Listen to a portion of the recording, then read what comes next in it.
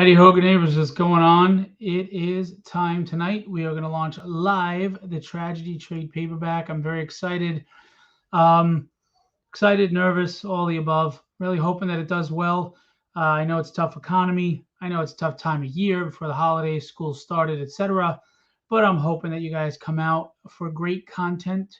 If you're tired of the same old stuff, if you want something new, if you are liking the same old stuff, but you still want something new, this is it. This is a great jumping on point. Tragedy trade paperback, first 5 issues, first story arc. A lot of extra goodies, a lot of big names attached to this book. So if you're a collector, there's some covers that you're going to want to collect. If you're a reader, it's a great story that with an intro by Chuck Dixon. If you're both, you're going to be happy. We're going to launch live in a few minutes. I want to get on a little early, and I want to show you guys, give you a chance to come in the room. Here is the trade paperback. This is the standard edition, 220 whopping pages. Look how thick that is. Look at that. Woo-wee. Of course, it would help if it wasn't upside down. There you go.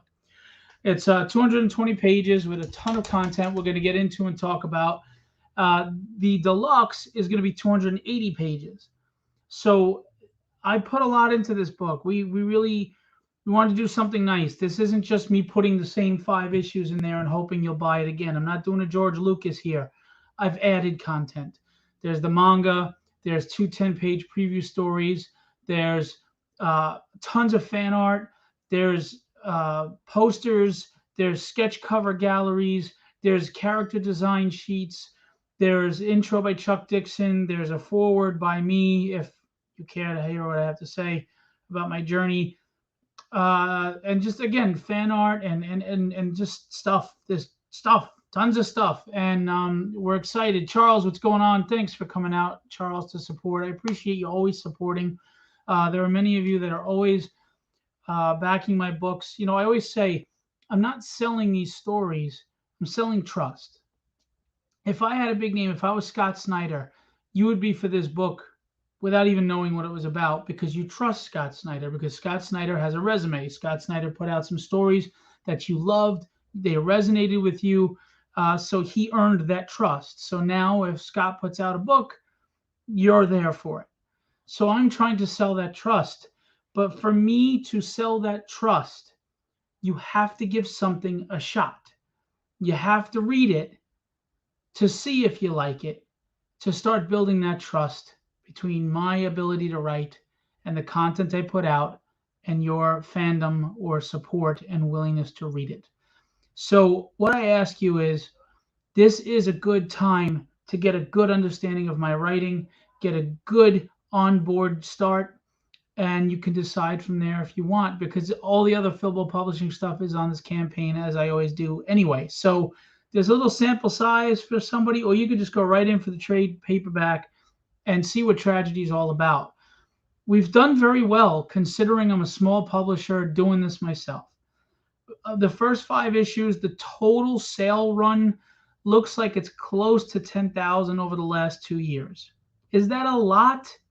No. Is it a lot for a little guy like me? Yeah. So I'm asking you to come out and give it a try. That's all I can do.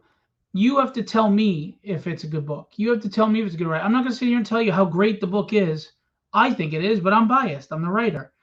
I need you to tell me, but you got to buy it and read it to find out. So we're going to launch shortly, and we're going to go over the campaign. We're going to have guests tonight. Kenny Calderon, who did the manga, and Vaughn Coleman, who did Land of the Lawless, Kevin Stewart, who did the Apollo story that's in there, and we're going to have George Medina on, who lettered some of the content in here, who's a cool dude.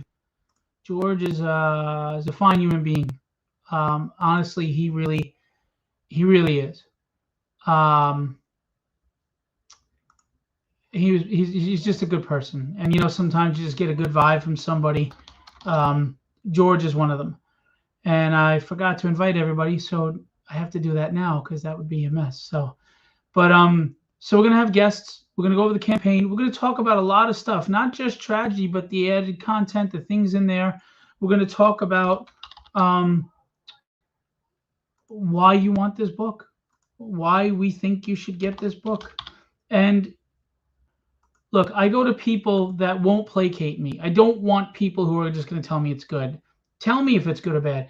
Chuck Dixon, Peter David, and Howard Mackey told me it was good. When I gave the first issue to Peter David's going to be totally honest, brutally honest. He's not going to hold back. And I love that and I appreciate that. And he warned me and he liked it. He said it was good. He said it was better than most things out there, which to me is a huge compliment because those are three of my favorite writers of all time, along with Claremont and a few others. Sean Chen, by the way, who I'm going to have on my show next week, he has become one of my favorite writers very quickly. He's a phenomenal writer, and he has a campaign going on right now. You need to go check it out. Anyway,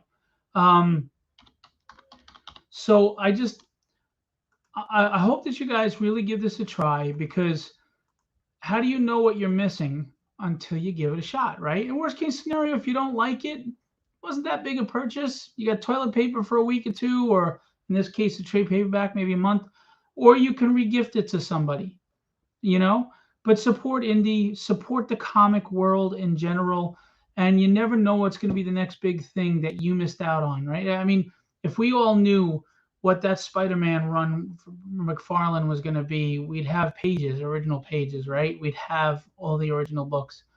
But hindsight's it's a tough thing. So am I saying I'm going to be the next big thing? I hope so. I don't know. But for the little bit of money you invest, isn't it worth a shot? I mean, what if it does blow up? At the very least, you're getting great covers. Chris Picciolo, David Mack, and Bill Sienkiewicz. I mean, those are three titans in the industry. They're big,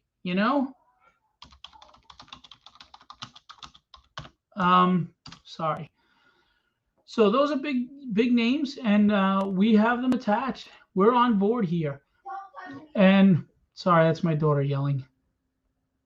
Anyway, I'm going to launch, maybe I'll just launch a little earlier. It's 7:53. I was going to wait till 8 o'clock, but I can't. I don't want to bore you guys and have you leave. Please share this out. Actually, let me do that right now. Let's share this out, and let's get this to as many eyes as we can.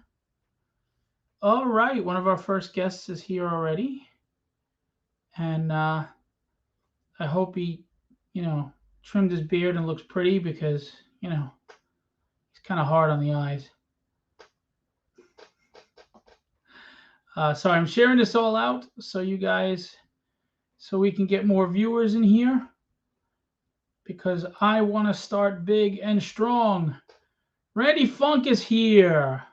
Don't fake the funk on a nasty dunk.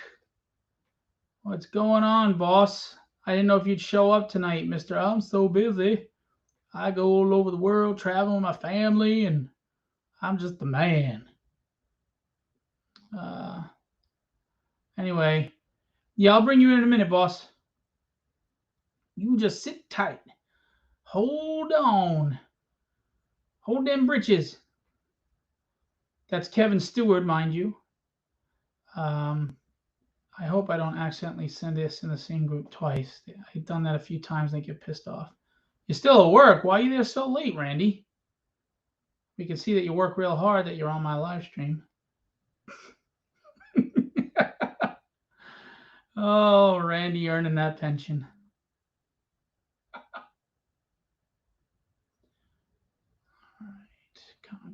right. Sorry, I'm in like 50-something groups. It's a lot of shares. Josh, what's going on?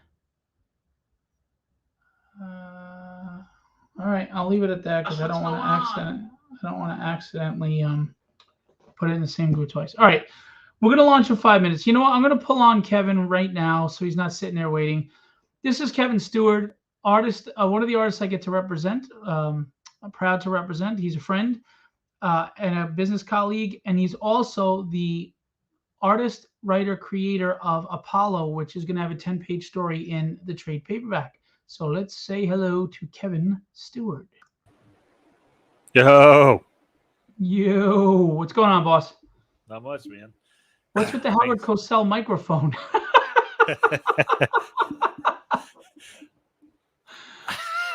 Oh my God, it's like a Howard Cosell microphone. Yeah. Jesus Christ. That's what you get from ordering off Wish. this is the Randy busts my chops a lot, and I love it. You know, I'm from that generation where when you bust each other's chops, that means you like the person, right? And but every once in a while, Randy comes out and says something like this, and I really appreciate it. Seriously, I was around for the big indie explosion of the '80s, and I could tell you tragedy's been in a lot of the stuff that came out then, especially the overrated image stuff. Um, it's very kind of you to say, man. I really appreciate that. Randy has backed all 5 issues and he's read them. He even said that book 3 was his favorite and there wasn't much action. It was mostly exposition and it kept him interested, which is great. I appreciate that. Um, I try to write stories with heart. I try to write stories that connect to people and entertain. There's no preaching. There's no soapbox. There's none of my opinion there. I'm just trying to entertain. And when I write, I try not to. Um, I hate when like the hero, like remember the last Spider-Man movie with the 3 Spider-Mans? It was a good Yeah. movie, but one thing I didn't like is in the middle, the Green Goblin is like he's what you want him to be. I mean, he's kicking the crap out of Peter, and Yep. he's just carnage. He boom, he that's the villain, right? And then in the end, the fight is like BS. Peter gets mad, so he beats him pretty easily. I always hate that. It's When I weak write, writing. yeah, when I write books, if tragedy can't beat a certain person character because they're bigger and stronger, she doesn't just all of a sudden beat them. She can't. She has to find a way to survive, you know. And sometimes she gets help. I try to be as realistic with that as possible because if your heroes are flawless, what are you rooting for? You know that everything's handed to them. I mean, you're not taking the Star Wars route and just building in that the future is female power from the get go and It's so just stupid. rolling with it. I mean, come on No, now. They don't have to work for that. They just got it, brother. you know, people had asked me why I chose a female protagonist. I don't think I chose her. I think she chose me, but partly because she's based on my wife, who's the best person I know. But sorry, Kevin, maybe you're second or third, but you know. Um, but also because I think deep down I was like, they don't know how to write women heroes. They They don't. think they have to overcompensate because I know that it was male dominated all these years, but that's because that was your demographic. That's who was buying the books. But I think that they overcompensate to where they're making women so unbelievably perfectly powerful. Everything they can do everything, and there's no challenge. I think it's an insult to women. Women are very strong, and their strength is that they deal with all this crap, especially stuff we don't have to deal with their own physical bodies, etc. But they keep going, they keep moving, and without that adversity, that challenge, without being tested, how do you really know what the merits or the character of a person is? And how can you root for them? Because you can't relate to them because crap goes wrong in all our lives. Well, it's because they're writing to pander. They don't really care about the characters, so they're pandering to the audience, and it shows in the work because the work is subpar and it's very boring and very lukewarm. And I mean, you look at the older characters of the 80s and 90s; those superheroines or heroines, they're well developed. I mean, Ripley is comes to Oh, mind. I thought you were talking about boobs. Sorry, go ahead. I'm just kidding. Well, everybody has their assets, I suppose, but um, no, I mean, you characters have to struggle, and Tragedy is a good example of that because she comes into the game being like at a certain level, and she doesn't know what to expect when she gets tangled up with the breath of the dragon, and it doesn't end well for her. So she has a character arc. She has a character development point where, like, oh god, I almost got killed. Um, I need to reassess my situation and approach this differently, and it's a uphill battle the entire time. Thank you for saying that. And yeah, I've been called the cliffhanger king. I'm good at leaving cliffhangers that make you want more. I don't know if that's true. I'm just telling you what people say to me. You need to find out for yourself. Buy a book. But I surprised everybody with the cliffhanger at the end of issue 1. It really shocked everyone and surprised everyone. And then what I do with book 2, people are like, "Oh, are you kidding me?" Because you don't find out what happens till book 3. Anyway, we're gonna launch live. Ready to launch? Yes. Tell me what I need to do. Oh, what happened? Some of this for the tips. Okay, that's great. But where's the launch thing? What happened? Good thing They you don't work for changed. NASA. They changed this again. Oh, here we go. I read it. I was about to say, what the heck? They made so many changes on Kickstarter, and they made things worse, more difficult. I don't get it. All right, we are live. We are live. We are live. We're live. Who's gonna be our first backer? Come on, come on, come on, come on. Help us start strong. Yeah, Vaughn, if you want to come backstage, come on, buddy. All right, so we have. I'm gonna play the trailer, but we have. Yeah, we've got the 3 covers shown here: Chris Pachalo, Bill Sienkiewicz, and David Mack. 3 Titans. Hey, Michael, how are you? Thank you. I appreciate you sharing out. We're gonna go over this. Let's show the trailer. Let me know if you don't hear the sound. Okay. Oh, I hear it.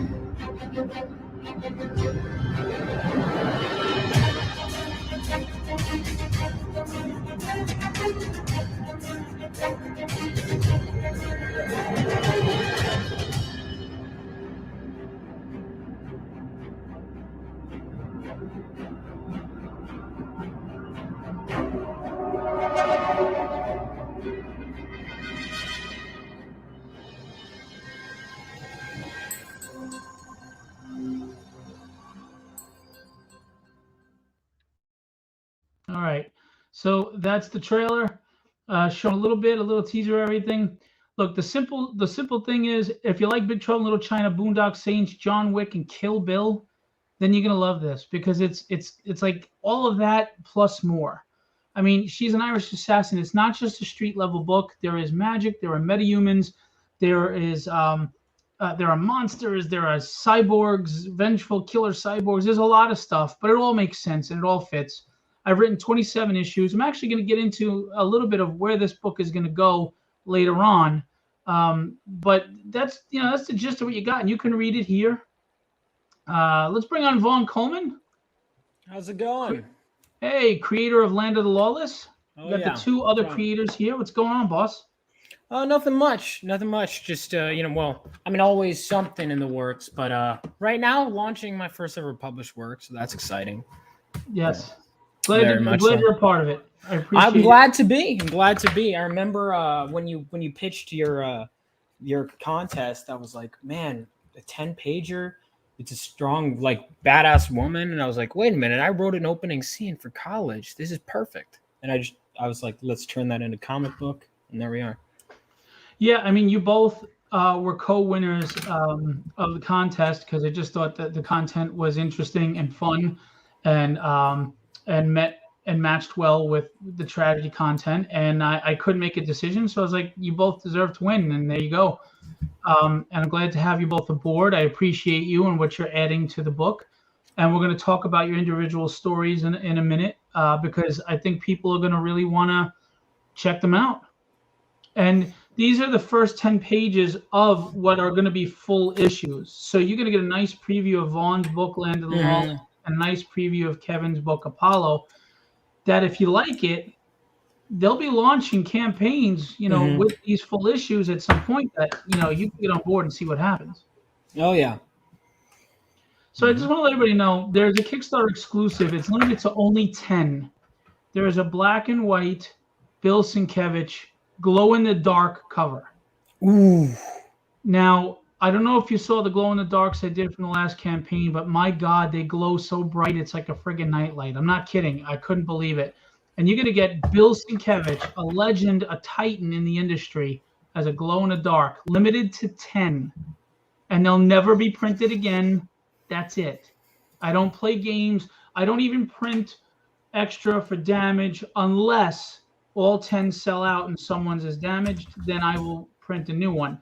But I don't worry about extras. You know what I'm saying? Limit of 10 is limit of 10. That's it. So we got that. Then we got the Bill Sienkiewicz cover, colored by Alex Sinclair, who's most known for Jim Lee, coloring Jim Lee stuff, but he's done so much more. Mm-hmm. Yeah, I love We've Sync. got Chris Picciolo. Now, just so you know, this is a rough, because Chris has been so busy, he's been delayed on finishing the cover, but it is a rough that represents what the cover is going to look like. But just take this cover, and we're going to clean it up and tighten it up and brighten it up, and we're going to like readjust the word tragedy a little, and the cover is going to look 10 times better than this. And this already looks freaking awesome. Mm-hmm. Yeah. You know, if you don't know, Yeah. Bill Sienkiewicz was the New Mutants guy, and Moon Knight, and Elektra, and Daredevil, and everything. And then, you know, Chris Picciolo is huge for next Generation X, and you know, X-Men and stuff. So we've got big names, and then we've got David Mack, most notable for co-creating Echo from Daredevil, which is going to be a TV show soon, doing all those Daredevil covers. So we got a beautiful David Mack cover. Again, 3 Titans, man, the trifecta on this. So come on out. And then we got a manga. Yeah, that Bocello cover is on point. I love it. I can't wait to see it finished. That's a slick cover. Yeah, I love the composition and the way he did Tragedy. It's fantastic. And he, you know, from the start, he was invested. He was like, oh, "This is great. I like this. I'm on board." And he was asking me questions about what I would like and composition and just true professional. David Mack as well. You know, just fantastic. And then of course we got the manga, which is we're gonna get into, which is added to this as well. So we've got tiers. Look, it's 220 pages, it's $35, and you got the standard edition, which is what I have right here. It's a thick book with a ton of content, as we discussed. And that's without these guys. We're going to have these guys, though. So $35. For $5 more, you can get The Land of the Lawless included in the trade paperback, the 10-page story by Vaughn Coleman. He's writer, creator, owner of that story.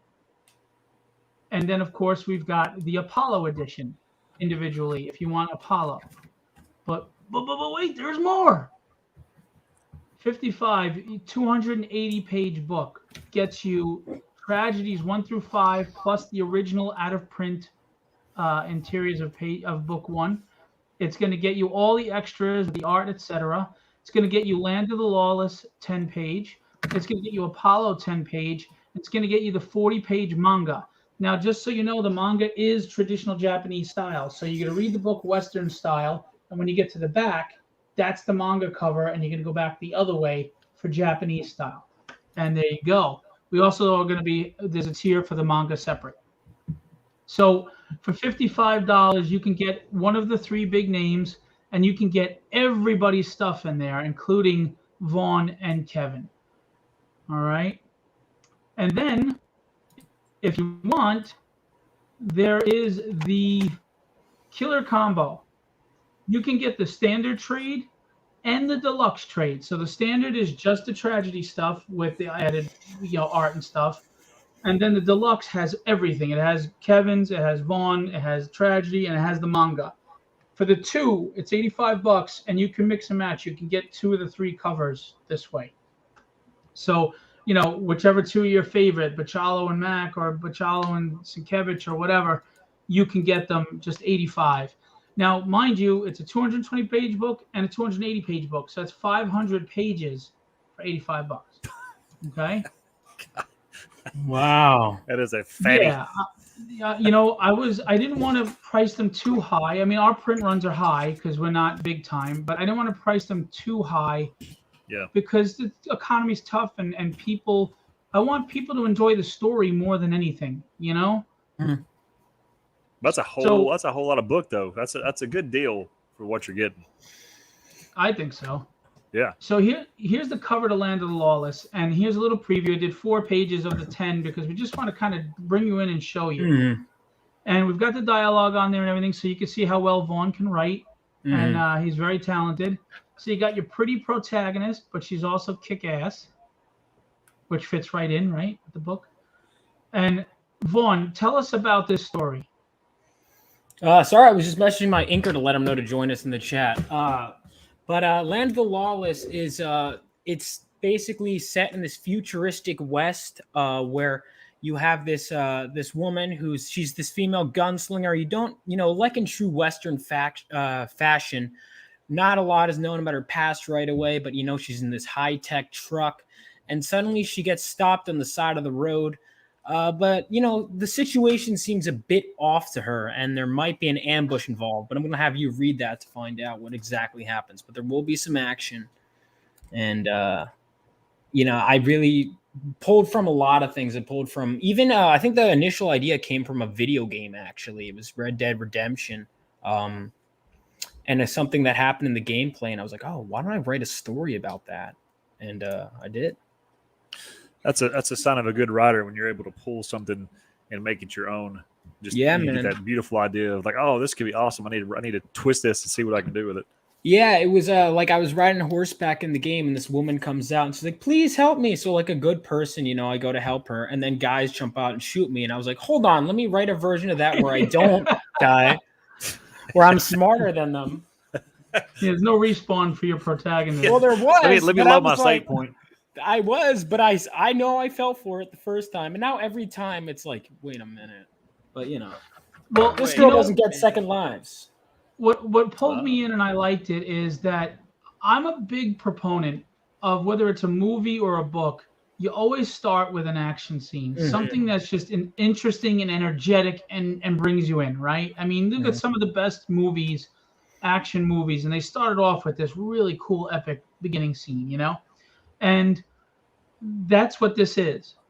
And then, of course, I've gotten a little preview into what Vaughn plans to do and where it's going, and that is intriguing.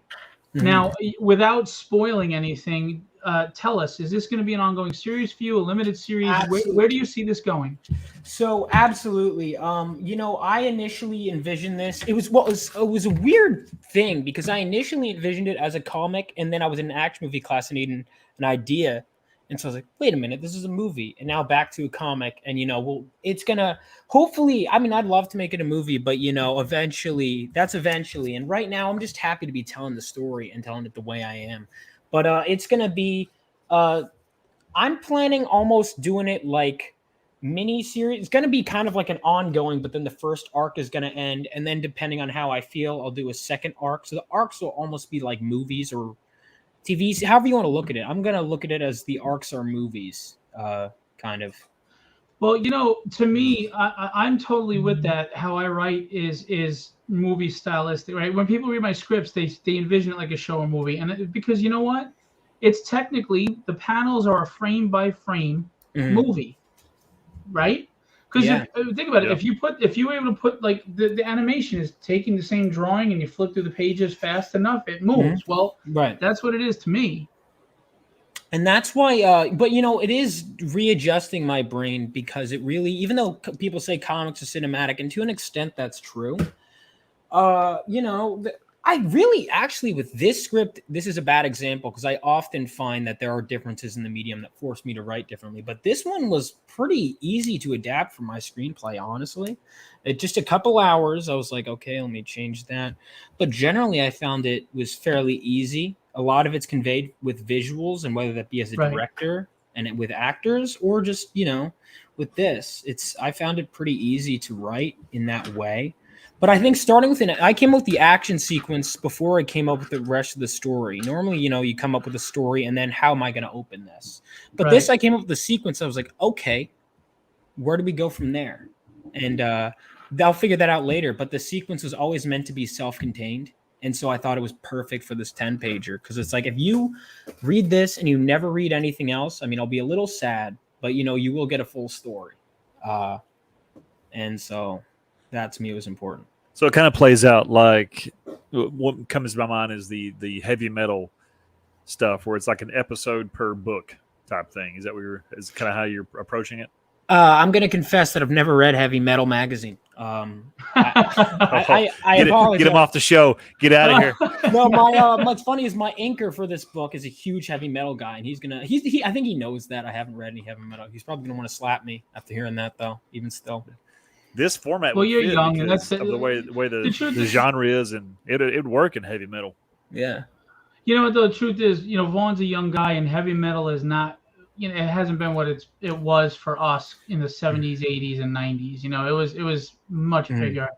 It's Yeah. didn't they So, just shut it down oh, too? I'm pretty sure Bobby's they're here. done. What's up, Bobby? Yeah, he's my anchor.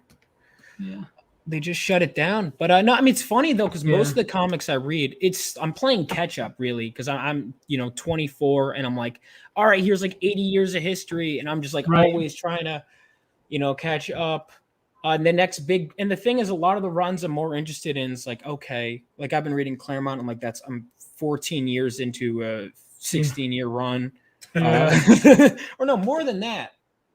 Wait, 17-year run. 15 year. Right. Yeah, I think let's see, I started with Giant Size. I'm at 1990. So 15 years worth of stuff. Okay. So I've read 50, and it's like, but I know heavy metal people, especially from the art, people pull from a lot, but I right. haven't read any of it. But, I could read some more Westerns too. I haven't read a lot of Westerns, but I like Western movies. I love The Searchers. At the time, I think I wrote this initial screenplay. It was while I was in film school. I want to say around the time I watched The Searchers for the first time, and I was really getting into the Western genre. And Okay. I wanted to bring it into the modern age, but in a way where it's like you still have your conventions. Like if you look at the Revolver, the artist did a great job. I didn't even tell. I told him to make it a futuristic revolver, and he adds this little scope on it. So Yeah, you could see the traditions, but then instead of horses, they have cars, right? Instead of horse and buggy with tons of stuff in it, she's got a high-tech military truck. I wanted to really keep the aesthetics yeah. I liked while kind of upping it. Yeah, mixing Well, I genres. like the mix of the West and the tech, though. Me too. Sorry, I Kevin. was a What was big that? fan of that. What was that, Kevin? I said mixing the genres together. It's a good idea. Yeah, it was like almost with the way I approached this one was different from how I approached. Well, I guess it depends. I kind of had like a world and a character I wanted. I came with the character and the world I wanted to set her loose in, and basically built it around that. I was like, okay, let's make a world that's like hostile enough. I want to have it futuristic and Western, and have the character be this. And then it was like, okay, let's shape everything around that, and that's what I did. Now, before we move on to Apollo, Vaughn, give your team a shout out. Yeah, I will. So, the character design, because I always find character designs are super important, especially when there's so many gunslinger characters and so many. It was important that I got someone who I thought did great stuff, and Phil, as you guys know, has this character. Who, correct me if I'm wrong, he designed your character as well, right? No, she's mine. Oh, you designed the character. You could draw. I designed all my characters from scratch, but he was awesome to pull out of my head exactly what I wanted. Yeah, I can't even draw on that level. I'm so bad because I'm too lazy and high energy to draw. But I brought on Ricardo, who's the tragedy artist, to design this character, Ricardo Silva. And he did a great job. I remember we would just send each other messages back and forth until we got it right. And when we got it right, man, results speak for themselves.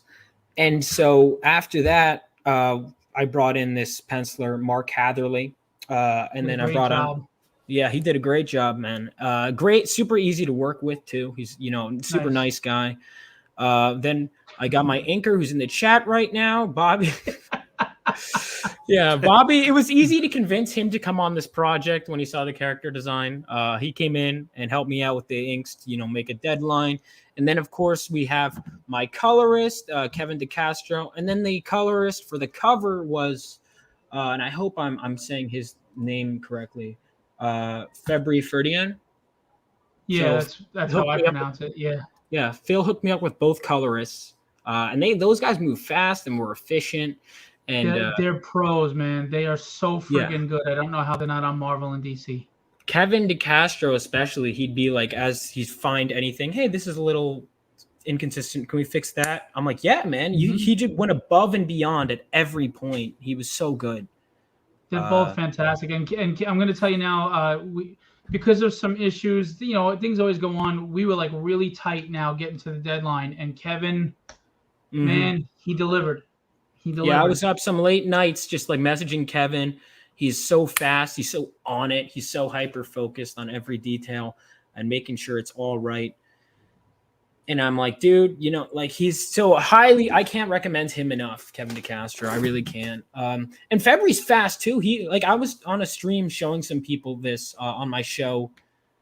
Geez, the days are starting to blend together. Sunday night, and people were like, wow, these colors on the cover are amazing. And I'm like, yeah, they were done in a day. And they're like, bullshit. I'm like, Yeah. I was looking through the messages yesterday or earlier today. I'm like, wait, no, maybe he wasn't. No, it was done in a day.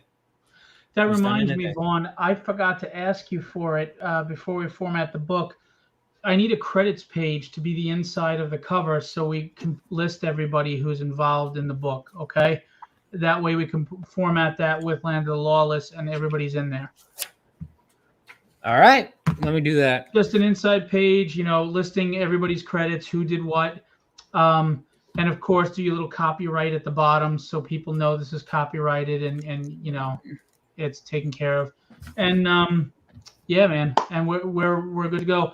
We're gonna finish formatting the book hopefully this week or the next, but it'll be ready to, the books will be ready for print the second this campaign is over. So moving forward, and I'm really looking forward to seeing this in print. I mean, Vaughn, I'm gonna tell you now, as great as these pages look digital, when you hold it in your hand and you see it, it is one of the greatest feelings in the world, and it looks so much better. It's going to be amazing. So I can't wait. I hope you film your video when it comes in, because you're going to be ecstatic. It's awesome. Yeah, I think Bobby and I might even start sell these. We might get some extra copies from you and sell them at cons. Honestly, that might be a good idea. Yeah, well, just so you know, you're going to get your comps, of course, and you're going to get quite a few. Anything you get after that, you just cover the print. That's it. Yeah, perfect. Yeah, fine with me. Just cover the print cost and you've got them.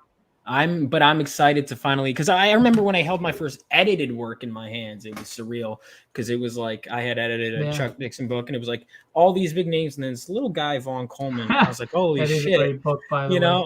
Yeah, man. What are the chances they pulled this nobody to put me on that book? But anyway, and now I'm here with my first, and this is going to be, because I'm a fan of Tragedy. I really liked the issues I read. And some of it I'm going to finish for the first time in this book. But, so being literally on the same, not page, I guess, the same book as Tragedy, debuting on there is really an honor, honestly. Thank you. I appreciate that. And I'm going to be excited to see my pages in this book. I can't wait for that. And I can't wait to sign my own work and say, I like the way you wrote this, instead of, hey, you did a good job giving people notes, which is also I am always proud of that. I'm proud of. Keep this in mind. Your signature cannot be your regular signature. You have to have a comic book signature so people don't steal your identity. Okay, shit. All right. Sorry, I don't know language. That's all right. Because if you sign your regular signature on the book, people can digitally take that signature and steal your identity. So you have to come up with a different signature for your comics. All right, I've been doing that wrong. Little pro note for you. I've been doing it wrong this whole time. I will come up with something. Well, that's what I'm here for. I'm giving you pearls. It's good. It's good. I need them. Clearly, I would rather not have my identity stolen. So just don't sign your signature with your social security number. Oh, all right. I've been doing that too. I mean, I wish someone told me. So Kevin, Apollo. Now, before Kevin talks about Apollo, I'm just going to be totally honest. Apollo first appeared in Tragedy issue 1 in the very first printing of Tragedy before I remastered the book. So Apollo has already appeared in Tragedy. See if you can find him when you get the trade paperback, because he's in the original Tragedy issue 1 before I remastered it. Now, you may ask what the remaster is. We redrew a third of the book, and we recolored the entire thing with Chris Sotomayor, who's the Marvel DC colorist. So I looked at this, and I thought, Superman character. Okay, cool. I love Superman. Let's see what he does. I read the script, and I have to tell you, it is not just, it's another Superman book. He has similar powers, like an archetype of Superman, but this story is totally different. I mean, you're not going to see where the story is going, and what it's a really good story. So without spoiling, stuff, please tell us, Kevin, about Apollo. So so Apollo, it fits in that he is a government asset, is what he is. Um, so he's the protector of the world along with the Guardians, and that's all good and fine and dandy. Things are going good. Live in utopia. It's a great place to be. And then terror, tragedy strikes, and no pun intended. Apollo is jettisoned from Earth. He disappears in a black hole, and we find him floating in space, unresponsive. So his whole story is what happens when the world's greatest hero is removed out of the equation, cast away, forgotten about, presumed dead, and what Earth turns into with his absence. And his whole struggle is, can he get back to Earth, and what is he going to be coming into when he gets there? That was really just I wanted a tragic story to work off of for the superhero character. I like Superman, but Superman is not flawed enough for me to really get behind. I like his powers, but I wanted a character who has a lot to deal with, a lot of horror and a lot of tragedy to deal with in his life, and this is kind of where Apollo comes in, kind of shows what he is. Hey, Mike. Yeah, and again, the book, both stories, mind you, but now that we're talking about Apollo, it captivates you. It keeps you interested. And reading the script, I wanted to see where it went, and it moves. And that's the tough thing. Pacing is tough for an introduction book because you have to get enough in there to hook a reader and give some story content without rushing the story, because you've got this whole tale to tell. So pacing is difficult, but that was one of the big things I looked at. You both had a good pace to what you were doing. Mind you, it's the first 10 pages, but these are full issues that you're going to see at some point. So I did enjoy that. Charles says, good looking story, Vaughn and Kevin. Can't wait to read. Thank you for backing, Charles. Thank you to everybody who's backed so far. I'm going to be honest, it's a little slow. I mean, compared to Tragedy, we would probably be at 50 backers by now, but it's a tough economy. It is a collected trade. I get it. But if you're new to Tragedy, it's a great jump on spot. If you've got the 5 issues, there's so much added content. It's not just regurgitating the same stuff. And these 2 stories are just part of that added content. So tell us about Apollo, like what's going to go on with Apollo. This is an ongoing series, is a limited series, do you have arcs, what's going on? Well, the story is a one shot for the most part, and when it ends, it's in the next series after that. See, the first run is 100 pages long. And we're going to be getting the first issue out, and we'll have a couple issues before this first big story wraps up. It's going to continue past the 100 pages, but it's going to be in a different direction. So it's going to kind of take you off the main path and take you to another direction before you really see what's going on. It's like a long trilogy story, I guess is the best way to say it. I'm excited for it. I'm excited to see these both, in full story mode, and want to see you guys shine. I know, Kevin, you've been at this for a while with this, and I know, Vaughn, you've been behind the scenes editing and watching everybody else, live their dream and put their books out. And now you guys get to do it. Now you guys get to be a part of it. And even if you weren't part of Tragedy, you would have done it anyway. But I'm glad that, I could be a part of your journey and do this with you guys. An important part, and I really appreciate it. It's definitely been a pleasure, and it's great. It's like I'm so I mean, busy. like I said, I just. Oh no, sorry. No, go ahead. Are you okay? Oh, okay. I didn't want to enter. Yeah, I think there's a delay. That's why. Go ahead. Oh, is there a delay? Oh, I thought it was. I was like, no, I didn't mean to cut you off. No, I mean it's a big part of obviously my journey, and I'm so caught up in like this thing that it's almost like on to the next that I didn't take the moment to just go, man, I did it. It's really coming out already. You will when this book is in your hands. Yeah, I'll be like, yeah, I am a published writer. I'm not a total fraud. No, you're not a fraud. No, I know. I'm just messing with you. No, I know. It's no, I'm really excited for this. This is great. Thank you so Now, much. just so you know, Kevin is the illustrator on this book. He didn't do the colors. February Ferdian did, and George Medina, who's supposed to join us, did the lettering. But all the pencils and inks are done by Kevin. So, Kevin, let me ask you: in your writing and telling the tale, I mean, I think you had someone help with the writing as far as just scripting format, right? Yeah, just. But you basically wrote the story. So, what did you? Some people write the script and then the art, and even though they're also the artist, they'll draw off their own script. Some people do the art and then make the script tailored to the art. What was your process? Really just getting the big chunk of the story fleshed out and then breaking it up and refining it in certain spots.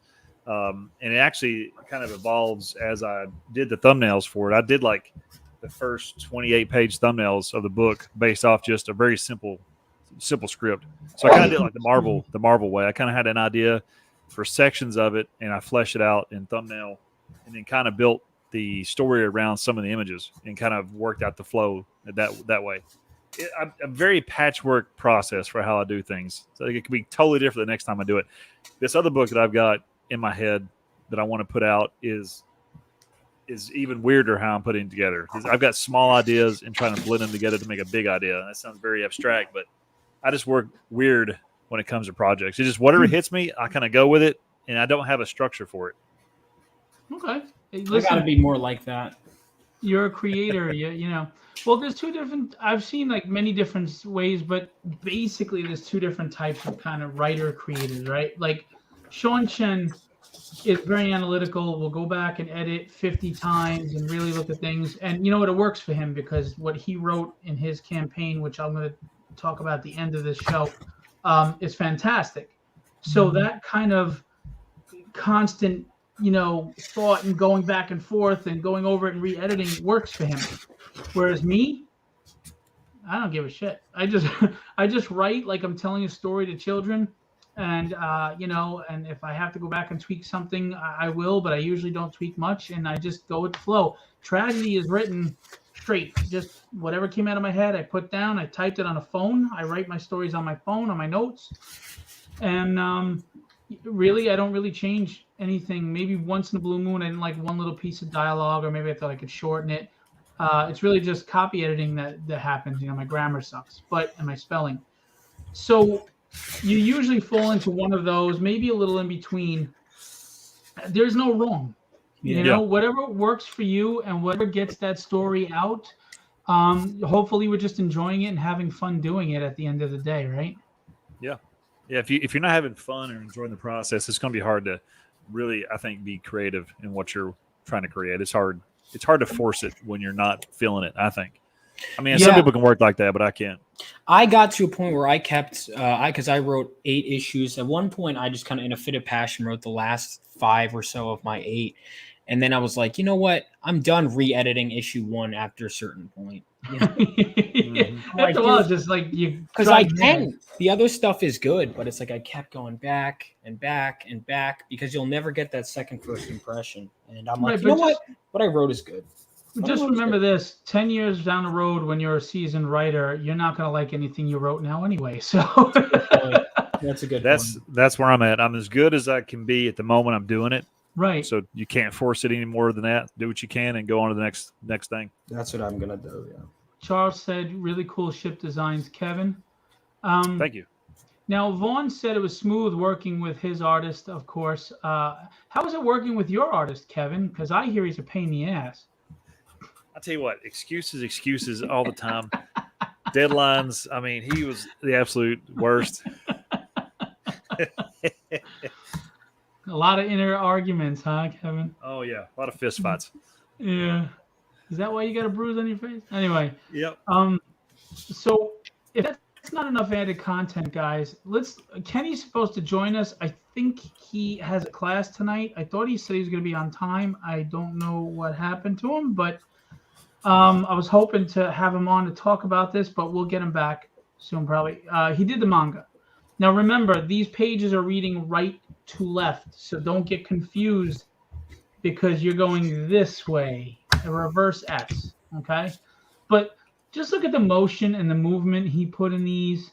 I love this panel right here. This is awesome. Her getting punched in the face like, oh, Kenny is here. Why aren't you backstage, boss? Where is you be? All right. So this is one of my favorite panels because this was a great angle that he did, knocking her like this. Oh, it's just so good. He did a great job of facial expression and energy and movement. And there he is. Shazam. The Kenster. How's it going, gentlemen? What's up? And Kevin. That's right. How's it going? Hanging out. Kevin, Kenny, Vaughn, Kenny. There you go. Nice to meet you. Didn't we meet? Did we meet in person? Were you at Baltimore last year? Yes. Oh, that's where I right. know He you did. He from. was at the table with us. That's right. Yes. Okay. That's the thing. I went from meeting Phil a year ago to look at us now. Oh my God! Only in a year. That's actually kind of crazy. That not even a full year later, I now am publishing something under you. That's crazy. That's fantastic. Isn't that cool?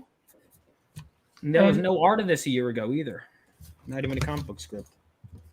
Man, things happen in a blink. That's why I try to tell everybody: keep your chin up because life changes in a blink. Where you are now is not where you may be 5 minutes from now. So just relax, enjoy the journey, and do the best you can. I mean, you might be in the kitchen in 5 minutes. You might be in the TV, living room after 5 minutes. You never know where you're going to be.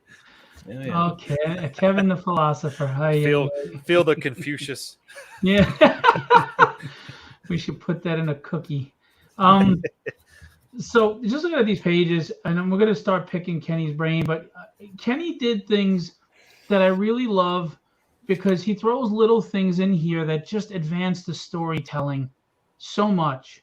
Like this gym bag with it. It's just when you read it, you'll see, and it just adds to it, and flashbacks and little things like having him pour a drink, to change up at things, and it's just awesome.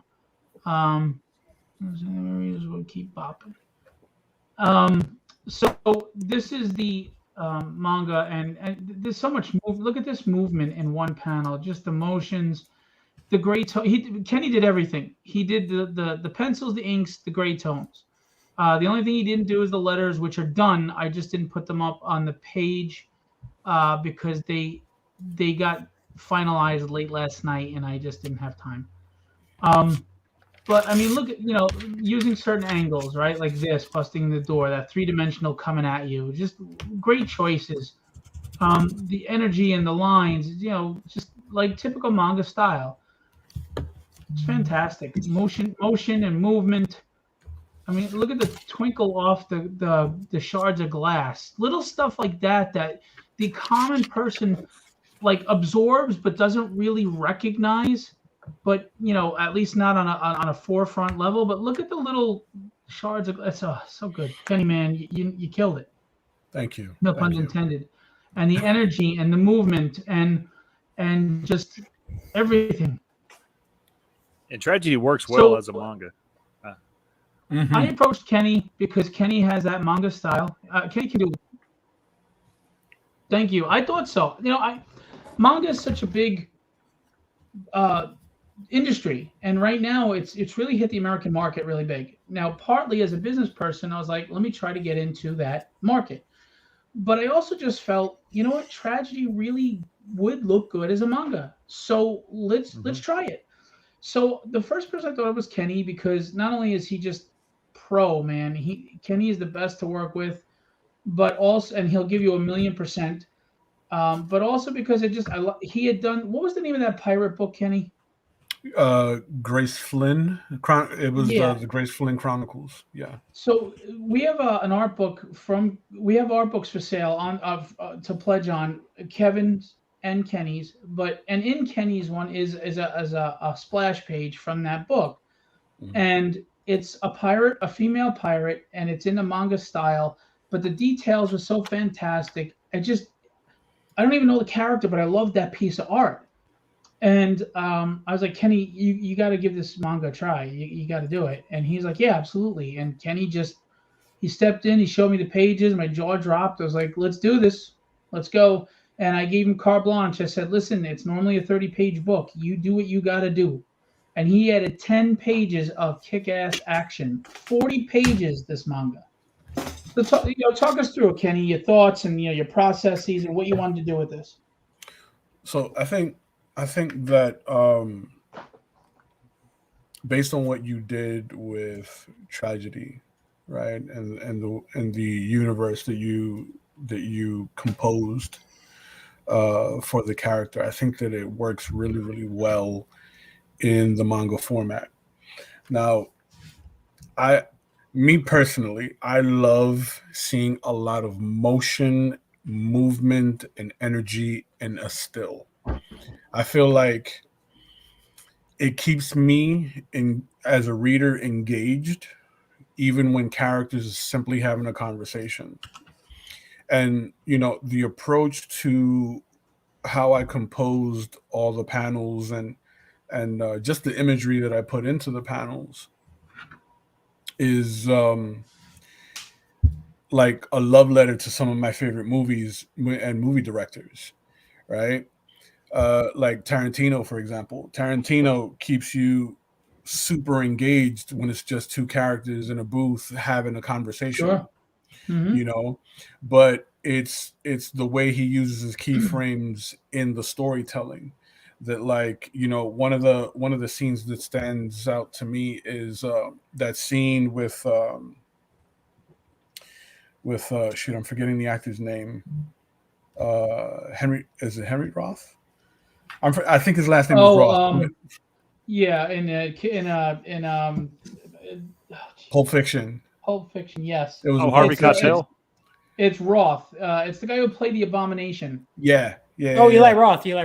Oh, Eli Roth. No, not Eli Roth. No, It's not Eli. Or Tim Roth. Tim Roth. That's him. Wrong Roth. Yeah. So just that conversation that he's having with Honey Bunny, it's like it's just two people having a BS conversation, but it's the way he shakes his sugar packet, before pouring it into his coffee. It's the way he lights the cigarette and takes a puff as he leans back and like lounges a little bit. All of those little things, all of those subtle nuances keep you engaged, as opposed to having character A and character B in the frame and it's just talking heads. Right. So I'm a huge fan of just imagery that's very engaging, something that'll just like suck you in so that you not only see it but you're experiencing it. Right. So aside from that, I love drawing violence. Right. So anything that's like a fight scene that I can like in my head choreograph and make it feel convincing to the reader, like that's my jam, right? So I'll like I took what was originally illustrated in the first chapter of Tragedy and I opened it up a little more to where you can really see the two characters like really duking it out in a way that's like believable. Like you can see this like a John Woo film, Well, just look at this. He jumps down and stabs him, slices this guy, rolls over his back, and swoosh. Look at the roll right there. I mean, that's the shit I'm talking about. Yeah, man. That's something in manga that they're really. I honestly feel that, and I say this as someone who's read more comics than manga. That mangas, a lot of their people are almost better at doing that motion thing. Yeah. That's a hard thing to portray. And you really got that. Thank you. Now, a lot of this, I have a lot of manga inspirations. The one that influenced a lot of the action sequences in the manga for Tragedy was Kentaro Miura, right? I'm a huge Berserk fan, right? And for me, like Berserk is like the epitome of like manga for me, and the way Kintaro illustrates Guts having these epic sword battles with monsters and even just hundreds and hundreds of soldiers, like really inspired me in the way like energy should be conveyed in panel art. Like this is clearly like the pages you're showing right now, Phil, is one of my favorite pages out of the whole Yeah, manga. this panel is my favorite. And this is like classic kung fu film. Yep. uh this is very like uh uh Kill Bill, very just this is for anyone who's a fan of the genre. Like this will just resonate with you. And this whole transition right here, like when I read it, I imagined Ip Man, right? So the master stands the way Right. Ip Man stands in like the photos that I've seen and in the movies. And I have, his robe, like rolled, the sleeves of the robe rolled up, right? Because that's I would watch Donnie Yen like do that in his portrayal of Ip Man, like just before he gets into a fight, he'd roll Mm-hmm. the sleeves up. And you know, there's an arrogance to kung fu masters across, popular culture, right? Because Yep. you know what I'm saying? Like they're masters of their craft. So like I wanted to depict that arrogance in just these three panels. He's not looking at her when he throws the first blow, but the counter strike humbles her to the point where he just turns his back and he's like, "Now, what did you learn?" Yeah. Right? Exactly. Exactly. And that's the point of that. Exactly. I So, agree. I mean, I grew up on Kung Fu theater on Saturdays. Vaughn, you're younger, but back in the 80s, hmm every Saturday after you had your cartoon morning, yep, at 1 in the afternoon on Channel 5, they called it the Kung Fu Theater, and it played all the old Kung Fu movies that were just freaking awesome. The yeah. Flying Guillotine and so many other things. And yeah, I mean, and that was another reason why I wanted you in here is I knew that you had the manga, you were a manga fan, you could do the style, and that you were into martial arts. So Yep. you were perfect for it. So just there's a lot of influences in the way I illustrated the manga for chapter one. Obviously the manga influence, right? But there's a lot of cinematic influences in what I did here, right? Just the love for the bombastic set pieces that we would see in a lot of anime, right? Like in the 80s, I grew up watching Voltron, I grew up watching Robotech, Mobile Suit Gundam, um, and Berserk, a lot of the classics, right? So it was Right. just those moments where the background disappears and we're focused on just the two characters engaging. You know, that's a story tactic, right? Because we want you focused on the action, not so much on how they decorated the room. You know Right. what I mean? The environment, Reminds me. the environment plays a factor when we're establishing shots. When there's something in the environment that is going to play into the action momentarily, right? Like in this case, the desk. It's part of the sequence, right? Seamus is about to get hit. Tragedy blocks the blow, right? But we want to establish where they are in the room, so it made sense for the desk to be in that shot. Right. But Excuse me then, 1 second, Kenny. sure, go ahead. The martial arts master of all masters is here. Come say goodnight, Bear. I love you. Sleep those sweet dreams. God bless. Say hi to everybody. Kenny, Vaughn, Kevin. What are you supposed to tell them? by Tragedy and the Dynamic. Yeah. She likes the dynamics because she's in it. Yeah. I just like your stories. It's fun to read. Well, thank you. Very cool. See, that's what Kenny drew for the manga. Nice job. Thank Got you. thumbs up. Oof, there you go, the approval. And That's Vaughn it. has a I can story in retire. the book, Mhm. and Kevin has a story in the book. So it's gonna be cool. And you get it all for free. Look at you.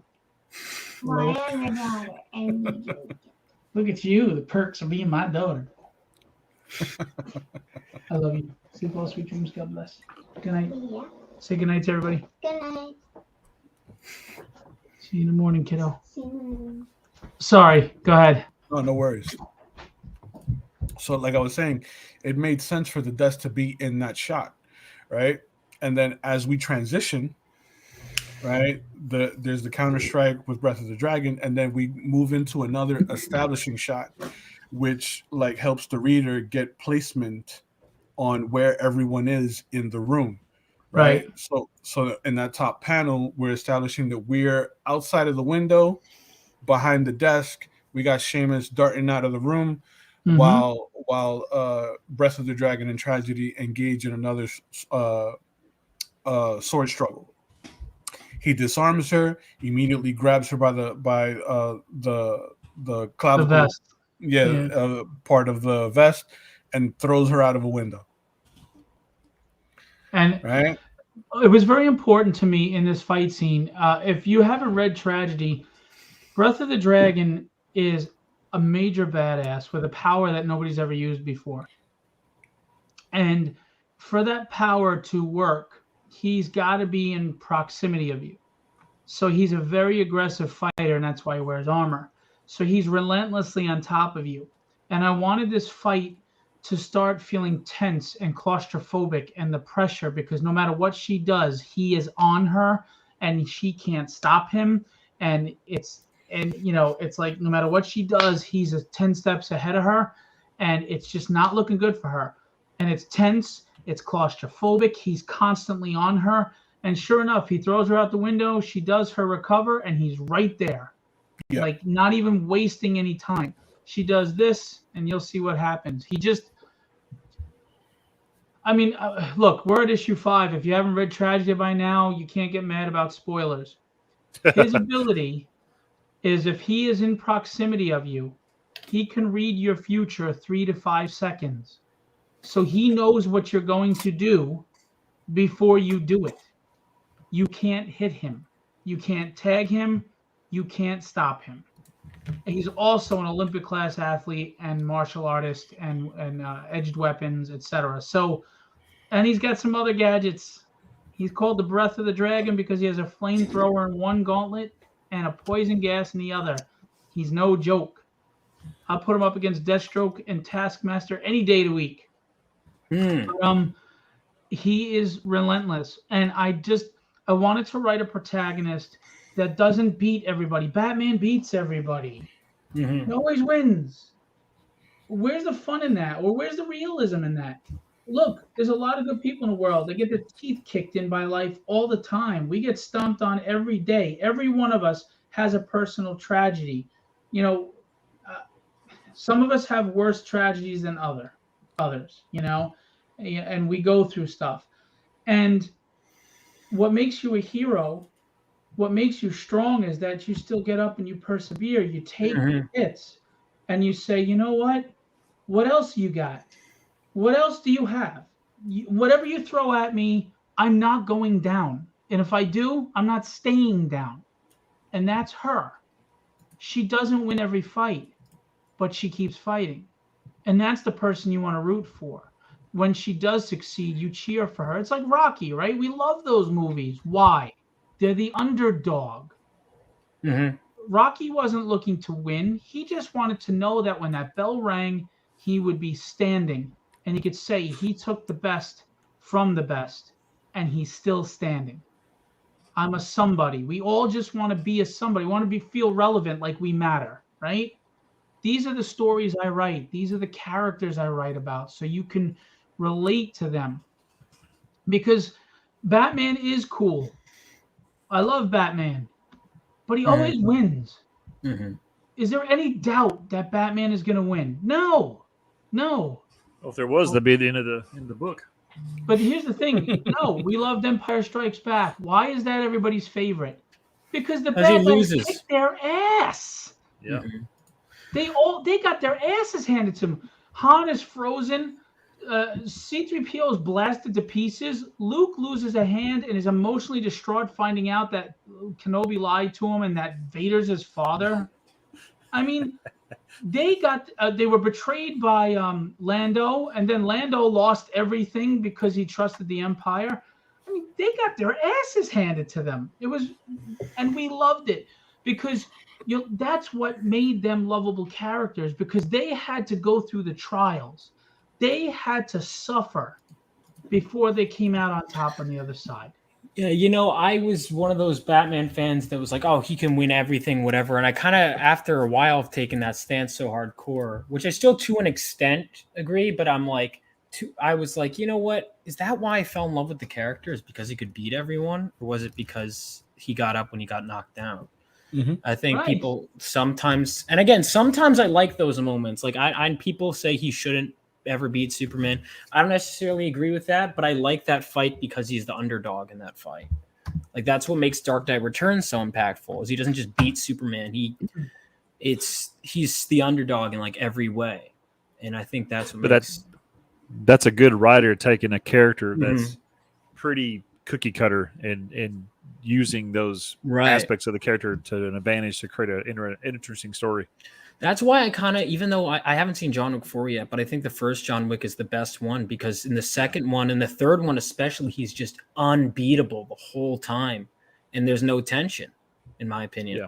Mm-hmm. The fights are Yeah. cool, but I don't care who wins. Who wins them? John Wick, of course. Right. Yeah, you know John's going to win. There's no doubt. That's what's boring about so much content. There is like you already know how it's going to end. Yeah, there might be ups and downs, but you know at the end of it, the character's going to live, going to come out, everything's going to be good to go. That's boring. You know, it's the other thing people gravitate to Batman, that whole Batman versus Superman thing too, though. We want to know subconsciously that a man can conquer a god, that a Mhm. man can overachieve. That's really where that hits on the Mhm. psychological level. But for me, it never hits that way, and it's just me, because we have to know our limits and be realistic about our limits. But that doesn't mean you don't try to push the limits. And once in a while you'll break through. But I enjoy the struggle of trying to push through the limit than actually just pushing through the limit, right? Because it's like that was the payoff. But the emotional payoff is that struggle that you're sharing with that person on screen or in the book. Because damn, does that resonate? Damn, do you really feel that? You get their pain, you get their frustration, you get their struggle because you feel it. And then all of a sudden you find yourself going, man, I love this character. Why? This character is me, Mhm. you know? And Batman beating Superman, that's not me. I haven't conquered any gods. I don't think I'm going to anytime soon, you know? I mean, it's just me personally. But I do like Batman, just so you know. Mhm. Yes, Randy, sorry to spoil that for you. Vader is Luke's father. Superman can lobotomize him from planet away. Yeah, I agree with you, Aaron. But again, it's like I said, people want to love the fact, like Vaughn said, it's rooting for the underdog. And I also think people want to see that a human can accomplish great feats. Mhm. This is some of the pages that Ricardo did from book 5, and just sampling. I also have other books that I've done, the dynamics. This is, and we have a great cover by Kenny on this book. And this is Rob Powers. I wanted Rob because I thought his art was perfect for what I wanted. He's great at establishing energy and facial expressions, and I wanted a different artistic style from Ricardo's 90s type pencils and the manga and all this stuff. And if you took Power Pack and The Incredibles and changed up the stories and wrote different things, this is kind of what you got the genre-wise. It's based on my family with powers. And you know what? It's got humor. Parents can relate to this because dealing with kids. And it's fun. And it's energetic, and it's just badass. And then we've got Withered. Withered is not a typical angels and demons story. Time is not a construct of the human mind or a measurement. It is actually this omnipotent, malevolent being that has imprisoned God and is slowly satiating itself off of our life energy. And that's why we grow old, we wither, and we die. And this is why the world sucks, because God is not in charge. And this thing started a war with Satan as his right hand man and these lesser demons. And they wiped out 4 of the 7 archangels. And the archangels are recruiting those who are worthy before humans die, before they're consumed by this thing. And they're being knighted as angels, and they're trying to regroup and recharge because the great war, the second great war, is coming. And there's action, there's adventure, but there's also a heartfelt story of Joshua Brightson, who is a recently deceased person who became an angel before he was consumed. And he misses his family, and he's fighting for his family. But he's also trying to adjust to being an angel. I mean, he was just a man dying on a deathbed at 91 years old, and now he's got wings and a sword, and they're like, go fight demons. And I try to be realistic in the sense that, lesser demons get wiped out by the archangels. They can fight 3 or 4 at a time, but not Joshua. One demon is too much for him. They're fast, they're strong, and he can't handle them, and he's adjusting to that life. Now, I wanted to go with an old-fashioned Satan look, like a Peter Niven kind of thing, but that's before he gets pissed. When he's angry, he's this full-on, nasty-ass looking beastly demon. And you can see the hand of the mark of the beast on everybody's head. They got look at the little collar, chain collar. So great stuff. And I'm looking. That book is starting to pick up steam. It funded, but it was a disappointment on Kickstarter. The numbers I expected for it didn't happen, but people are starting to catch on to it, and I think you're gonna like it. Some people are backed it here. Of course, we got the art books I told everybody about: Kevin Stewart's, Kenny Calderon, Ricardo Silva, who again drew Tragedy, Carlos Ramos, Rod Rodolfo, and Def Shogun, Rob Powers. And Rob does a bunch of great amalgamations and mashups in here, mashing up the Turtles and Mortal Kombat and other stuff, venomizing guys. We also have, we talked about character design with Vaughn before. If you have a character design in your mind and you need somebody to draw it and bring it to life, we have limited to 10 tiers where Rob will do your character design for you. It's $150 with 3 revisions.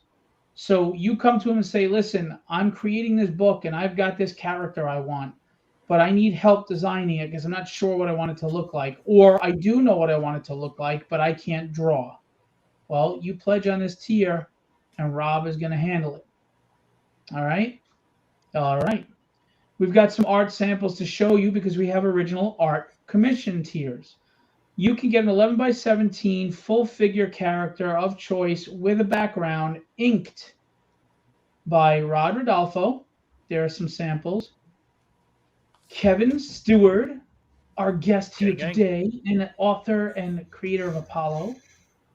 Kenny Calderon, thank you, Kenny. The manga man.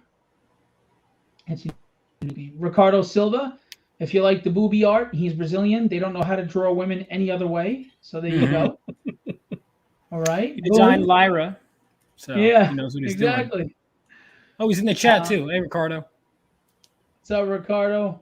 And then Model Zapata will do a pencil 11 by 17 for a little less on the commission price with full background. And there are samples of their stuff. So, you want original art? We got that too. Just a little note. We cannot accept your own creator-owned character as a commission request. We'll do fan art, but like, for example, say Kenny wanted to get a commission, but Kenny created this character, Buttface. Hey, that's my character. Yeah, that's what your nickname is. They're not going to we're not going to do that commission. And the reason for that is people don't do the right thing and then they turn that into a cover. Okay. Hey, Sean Chen's here. What's up, Sean? Like, you need us to do that. You could draw it yourself. At the end of my broadcast, I'm going to be speaking about your campaign. Sean Chen, as you know, Marvel, DC, valiant artist. You know, he did Batman Beyond just recently. He's done Wolverine. He's done Iron Man. He did Rye, the Future Force. He's done a ton of stuff. Big name in the industry. Has a campaign right now for a book that I had the great pleasure of reading, and it's freaking awesome. I mean, he really is one of my favorite writers at this point. He's, of course, probably the most underrated artistic talent in the industry. Sean, drop the link in the chat. You all got to go and you got to pledge. And Sean's going to be a guest on my show next week, and we're going to talk about his campaign in full. But go support it. Not only is Sean one of the good people, you know, he's got humility and just decency, but he's just so talented, writing and drawing. And just so you know, Daniel Wu, who is the actor that was part of Into the Badlands, is attached to this project as well. So, what? Sean, he's gonna stop. I'm back in your campaign already. I wasn't asking you to back my campaign. What do you call it? So Daniel Wu is also attached to that. So you got some star power between the comics and the movies. So go check that out. If Sean drops the link in the chat, you got it. Philip, don't talk about my bobos. You mean your boobies? You mean your personal boobies? I didn't know you transitioned. Jesus. Oh, I know. Sweet candy nuts. Anyway, you do that already. You only get one. You only get one. Listen, it's all different now. All bets are off. Let me finish. I've been tagging this for a while. I'm going to be honest with you guys because that's all I ever am. The start of this campaign is very slow and it's concerning. So I'm asking you to help. Please pick it up.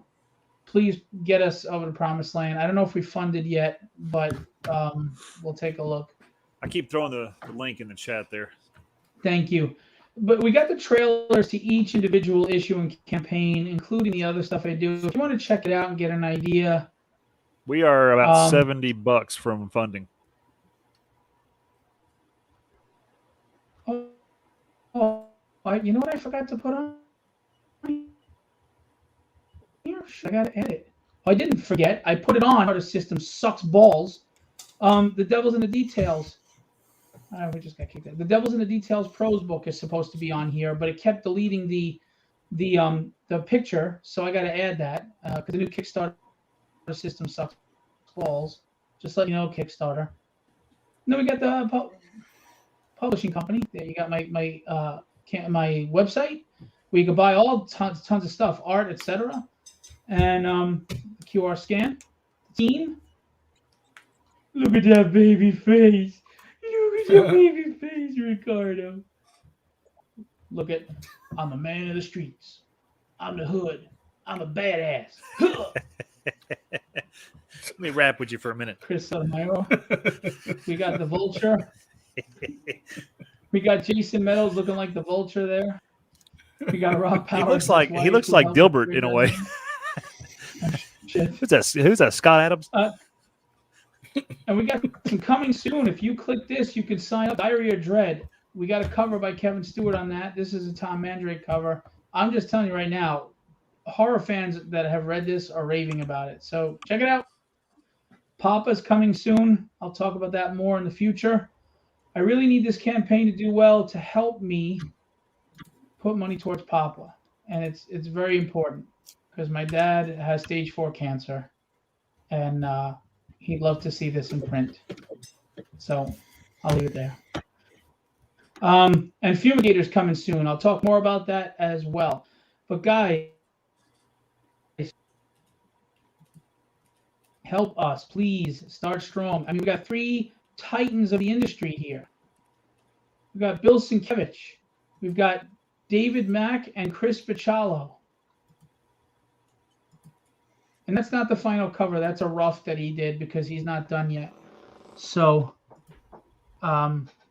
yeah, Tom is a great guy. And so is his wife. Jan is awesome. No, Jan's great too. Yeah, so Jan's 3 titans on his book, and then the manga. For what?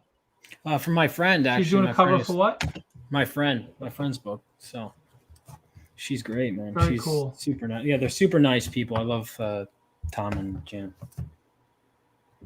Yeah, they're awesome. And I have an interview with Tom, a written interview in the magazine. Oh, really? And That's Tom awesome. co-created. Yeah, and he co-created Black Mask, the Batman villain. So Yeah. he's a somebody. And we got the manga. Look, I don't know what to tell you guys. These books aren't that expensive considering the big names that are on there and the fact that it's 220 to 280 pages.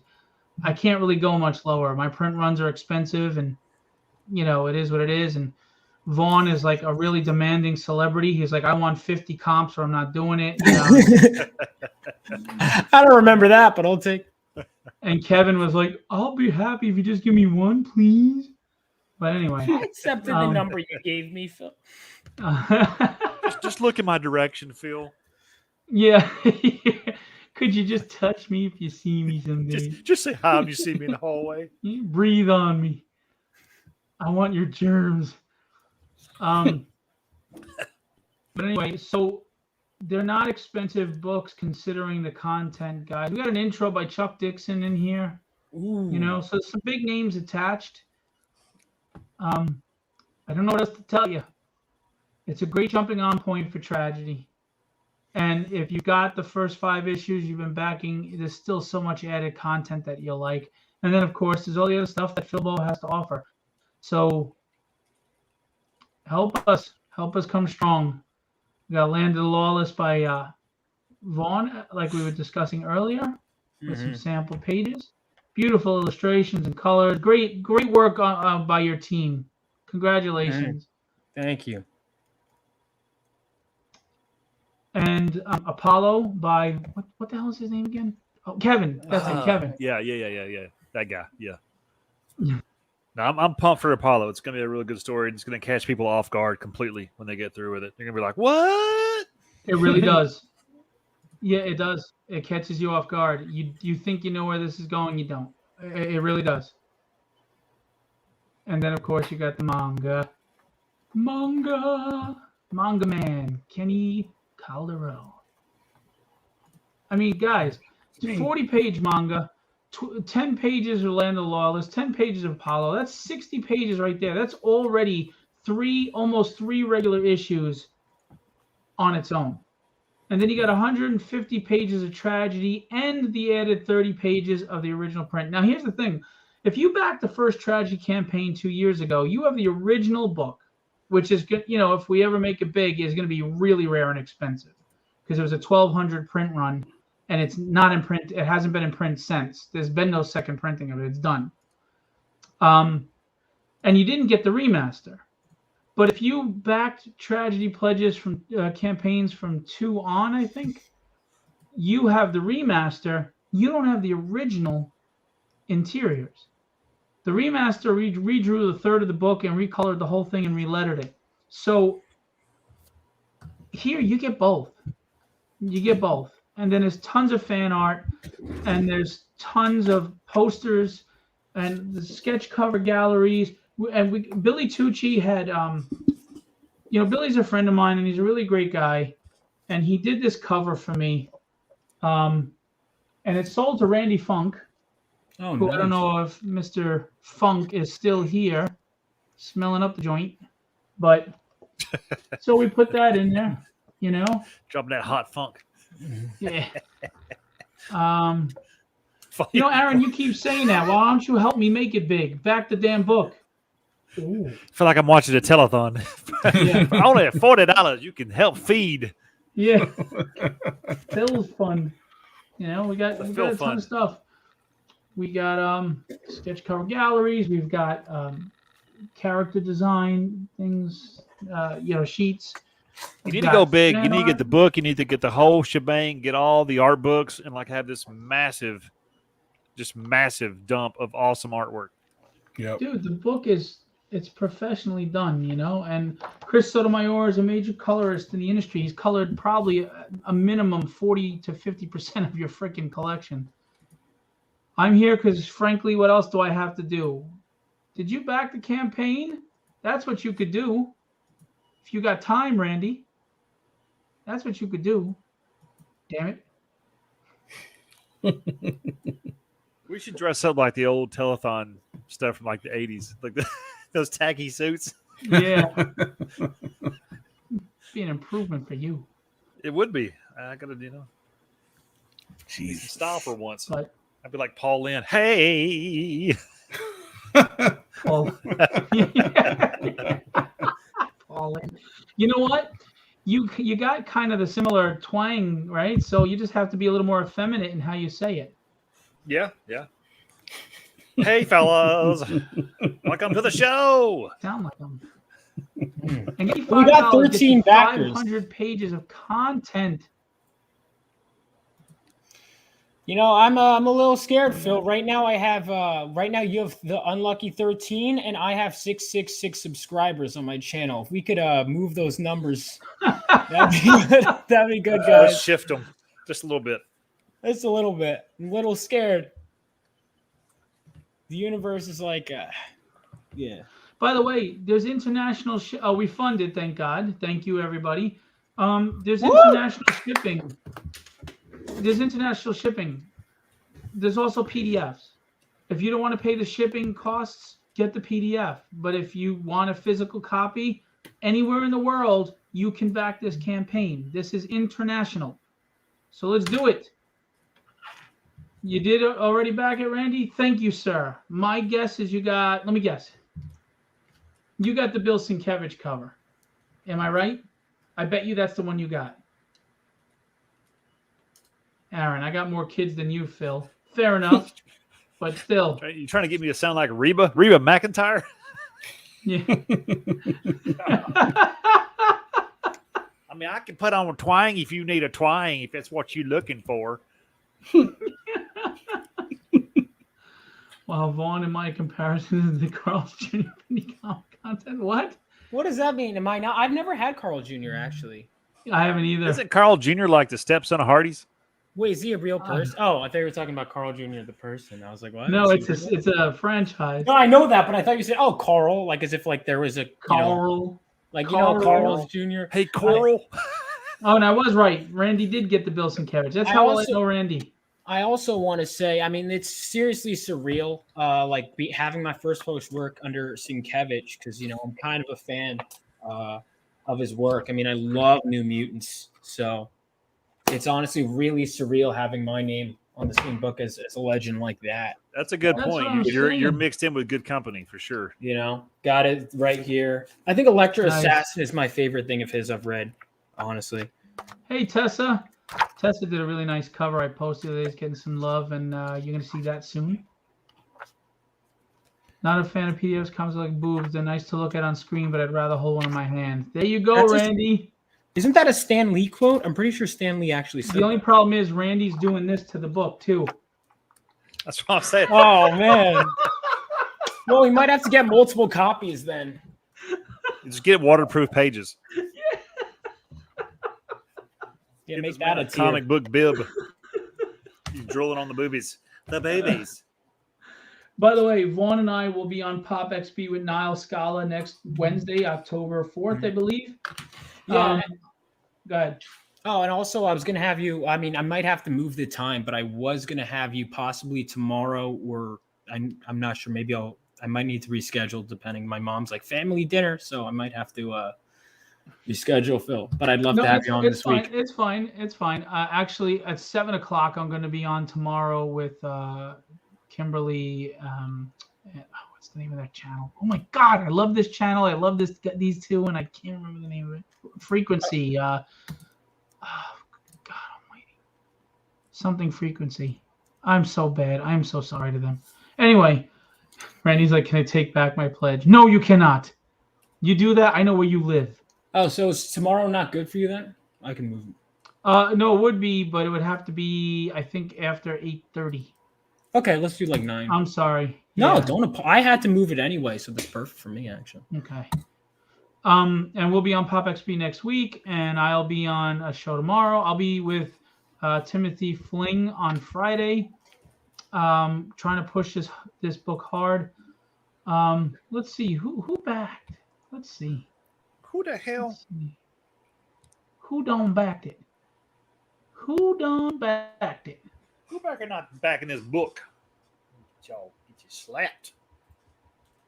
Look, I'm always candid. I'm always honest, and I understand the economy's tough, and you'd rather get the Brian Polito campaign than my book. I get it. I also get a lot of people like the booby books. They're not, they collect booby covers, and there's bigger names out there, Ether Ben Skyver and Brian Polito and Billy and all them. And I get that. And I know that your money's tight. You can only go somewhere. But honestly, if you want to see comic books come back to form, if you're a reader who really wants comics that you can enjoy and look forward to again, you got to support us little guys, because some of us are doing some good stuff and you're missing out. I mean, I know that you're loyal to the Batmans, Supermans, and X-Men of the world. God knows I was an X-Men fan for 40 years, but I just couldn't take it anymore. It wasn't the Neither X-Men could I. Yeah, they're pod people. But anyway, so if you really want comics to come back to form again, stop relying on the big two to do it, because they're not going to. You got to come to guys like us, Vaughn and Kevin and Kenny and myself, because we're doing it out of passion. We're writing comics the way we loved reading them growing up. I'm told that Tragedy is written like an 80s book and drawn like a 90s book. I mean, it doesn't get better than that. If Chuck Dixon, Peter David, and Howard Mackey say it's well written, if that's not good enough for you, I don't know what to tell you. Those are three of the best writers in comics history. Oh man, that's good shit. Yeah, I mean, that's great feedback. Hulk the End is a masterpiece. So for him to say that, you guys have read that, right? Yeah. And Peter David doesn't pull punches, man. If it was bad, he would just outright tell you this sucks, And I didn't know what to expect. I kind of expected something, but he said it's better than most things out there. He was very complimentary, and I appreciate that. And Howard said it was good. Howard created the second Ghost Rider. I always forget his name, but and he was an editor for Marvel for a long time, and a writer, and he just wrote Ghost Rider again recently. And Chuck Dixon, I mean, come on. He created Bane. He created Tim Drake Robin. He wrote the Punisher. He didn't create Tim Drake. Didn't he? No, it was Marv Wolfman not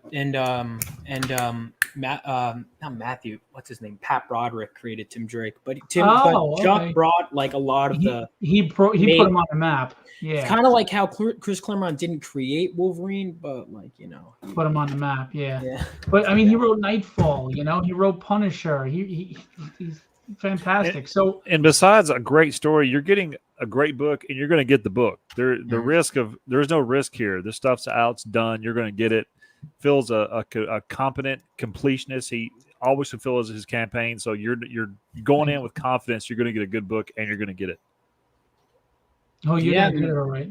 And if you're a fan of me at all, or just in general, this is going to be a collector's item, guys. My first ever published work. So. Well, think about this. Right. If Land of the Lawless or Apollo, even if Tragedy doesn't make it big, but say Apollo or Land of the Lawless does, this is their first appearance. Mm-hmm. It's a first appearance right here. Yeah. How rare is that going to be? A first appearance in a collected trade. Hindsight could be a big bitch. And I'm going to sell out immediately to Netflix, so it's going to be a big book. Just what's happening. The first person is going to be a big check. I'm selling out, so be ready to ride that train. Bring me along. I mean, look, a lot of love has been put into these stories. Vaughn, I'm going to tell you right now, working directly with Vaughn, he was so dedicated to putting out the best book and presenting properly and writing something that you would love. And his team, as you saw, put out amazing work and quality, high professional work. Kevin just phoned it in because it's fucking Kevin. But anyway, I got a cheap cell phone plan. Kevin has been working on Apollo for years. I think you did a. George finally showed up. About time. Thanks for honoring us with your presence. Now stay backstage for an hour, motherfucker. No, I was kidding. But Apollo is, he's got several issues going, worked on, and he's been putting his love, his blood, his sweat, and his tears into it as well. and reward these guys. You know, they're really passionate about what they do. They're trying to get out there and tell their stories. Um, you know, so do it. And Kenny, I mean, guys, you saw the pages on the manga. For the love of God, you don't even need words on that thing to just enjoy the motion and the movement in the panels. Um, and if you're thinking, well, it's just tragedy, the same thing, it's totally redrawn, 10 pages added. The dialogue is the same, the story is the same, but it's a retelling. It's a 2.0 in manga form. And maybe you didn't pick up the Western, but you want the manga. We are selling the manga issue by itself. So you're not forced to buy the trade if you want the manga. But why not get the whole thing? One big shebang. The manga version of Tragedy Chapter 1 feels like a totally different book. Like I can tell you that like with the utmost confidence that I in certain cases would reference the OG Chapter 1, like, because Ricardo did phenomenal work in Chapter 1, but I made a very true effort for the manga to feel different, right? So my angles are different. The fights feel different, right? Mhm. I did my absolute best at making everything feel very engaging, energetic, and bombastic. So you're essentially getting like a soft reboot in in like the manga version of Chapter 1. So give it a shot. I guarantee you'll be pleasantly surprised. Thank you. Yeah, we already had someone drop a pledge. Jesus Christ. No. they pledge and they drop. But, maybe they'll come back later. They want to see if they have the money. I get it. But it is what it is. Hey, we've already funded $807. Good. Yeah. I mean, I'm grateful for everything that we get. I really am. I don't want to sound ungrateful, but now is the time for my publishing company to grow, and I can't grow without you, right? I need you. I need you guys to trust me that it's worthwhile content. It is worth your money. I promise. You spend money however you want. It's your right, but you can't say you haven't pissed it away on crap. Right? So take a shot on this, all right? Because you've spent on worse. Now, George, welcome Yo. to the crew. What's up, boss? What's up, everybody? Thank you for having me on. Thank you for talking a little crap about me before I came on. I appreciate that. That's love. Always. That's just the way you show love. I understand you have issues. That's how Phil does it. That's I'm how he just does. racist. I don't That's like what it. he does. That's what he does. That's what he does. But it's nice meeting you guys. It's nice meeting you guys. I've seen your work. You guys are doing incredible work. That pledge that dropped was mine, Phil. Just so you know. I'm kidding. I'm You didn't joking. have to, but thank I'm you. joking. I'm joking. Oh, that you dropped. Oh, I thought you meant that you got you. Nah, yeah. So Bastard.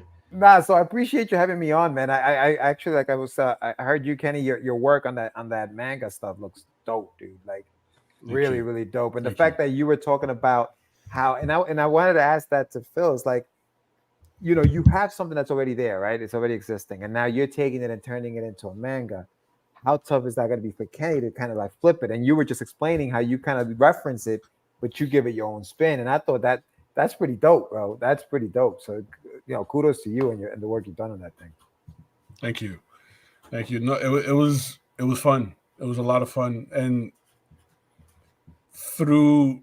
I mean, even Phil can tell you because we've had a lot of like late night video calls while I'm working on pages and such, right? And I would make comparisons, right? Because what's up, Ace? He was very adamant that not giving the audience something that they've already paid for, right? And I myself was in agreement with that. I didn't want to give them something that they've already gotten and then just kind of giving it a facelift and make it black and white. We're not trying to do the George Lucas. At all. This is very like it can stand alone as its own entity, And that's why we're selling the book separate. I'm not trying to force you to buy the trade if you just want the manga. You can just get the manga. I'm not trying gimmicks. I'm trying to give you good stuff. 100%. By the way, real quick, Ace Continuato, phenomenal artist and one of the funniest sons of bitches I've ever met in my life. Oh my God, this dude is hilarious. I interviewed him once, and he's Asian, and he has a picture of a dog in the back because he's doing the interview in his daughter's room, and she's a young girl, and she has this little dog. He sits there and says to me, "The menu." Wow. I died. I lost it. If I said that, I'm screwed. But Wow. my God, he said that. I died laughing. He is hilarious, but he's also an amazing artist. By the way, I do have about 5 of his cover inked by Adelso left from the original print run of Tragedy. 5. And I'm going to see you at New York Con, and you're going to sign them, damn it. And you're going to sell them or else, because I'm bigger than you. I'm nuts over him. But anyway. Is that sexual harassment? Yeah, really. Sounds like it. And I need to Daniel, call somebody. Daniel dropped a link to your campaign in the chat. Daniel Buck has a campaign going on right now for his 3rd book as well. So thanks for coming out and supporting Daniel. Please drop your link to your book. You're welcome to do it. I don't have a problem with it at all. Ace is honestly, he's a great guy. But you owe me my Nightwing. It was my 50th birthday gift, and you didn't do it. You owe me my Nightwing Tragedy, damn it. Jesus. Anyway. No, New York, unfortunately, declined me because they didn't need me like they did in 2020 when that's COVID hit. Well, they did it to Billy. I mean, how do you do that to Billy Tucci? He's been there from year 1. Yeah, they did that to Buzz, I think, for a bit too. I don't know. Yeah, Buzz wound up fighting with him, and he got a table though. But you don't mess with Buzz. You don't mess with Buzz. It's just absurd. So you may ask why George is on here. It isn't just his good looks and his charm. Yeah, definitely. But he is part of this book as well because he did some lettering. So Jason Meadows is my regular letterer, and God knows I give him a ton of work. But George is a great letterer as well, and I wanted to bring George in, one because George is a great guy, and I just wanted to work with him on some level, and also because he does great work, and I just thought it'd be great to involve him. So, I mean, I know I'm a pain in the ass, but go ahead and tell us about your contributions to the book. Yeah, no, and it's nice meeting the creators of the 2 stories that I did at the end of the book there, Vaughn and Case 2. First of all, excellent artwork. Like, I don't know who you guys hired to do that, but that book looks incredible.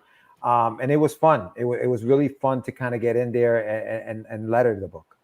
It was a lot of fun. Vaughn, the action sequences on your book are incredible. And then I don't know who drew the all the mechanical stuff in your book Apollo Case 2, but that was gorgeous. Some of that, and when you're lettering, when you did everything. Yeah. Oh my God, dude, that's amazing. And so part of the I guess the process and part of the things that as a letterer you gotta look at is, how do I not cover this artwork? Right. How do I make the lettering almost invisible? You know what I mean? It's got to be there because obviously you're reading this book, but how do I not cover all of this art? And dude, you guys did an incredible job. Anybody watching, you guys got to pick up the deluxe edition just for that. There's just so many goodies on that stuff. It's just ridiculous. The first thing you do is you cuss the artist for not giving enough room for your word bubble. Yeah, for the word bubble that has like 100 words all the time. He'd be like, you got no letters in this panel, and you got 50,000 words in this one. You son of a bitch. Yeah, no, but it's good, man. Those stories are you guys, and just question for you, are you guys continuing them? You are going to continue these stories? It's the plan. Yeah, I'll be continuing this. Definitely. Once we get this first issue out, I start working on the second issue. I think I got about 4 issues in the first arc before I have to, work on the second one. So I've got a little time left, but yeah, good stuff. Got a few more issues coming. Yeah, good stuff. Yeah, absolutely. I have full plan out. I'm gonna write the full scripts, but I definitely have a synopsis. Phil's seen it; he knows, and I definitely am gonna continue this property as soon as I'm able. And I'm glad I'm getting some eyes on it too.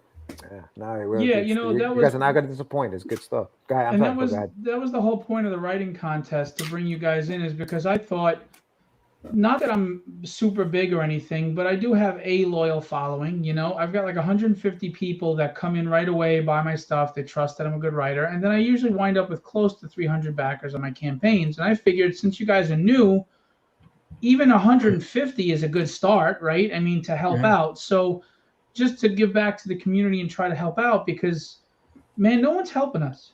We're on our own. You know, Wonder Duck is a great book, but people might look at that and think, "Oh, it's a kid's book." It's for everybody, you know. And Wonder Duck is a really good book, and George is going to get to plug it, before the night is over. But, George, you did a great job in the lettering. Thank you. It's great working with you, and I'm looking forward to you working with you on Papa. Looking forward to that. Can I just give you credit for the offer?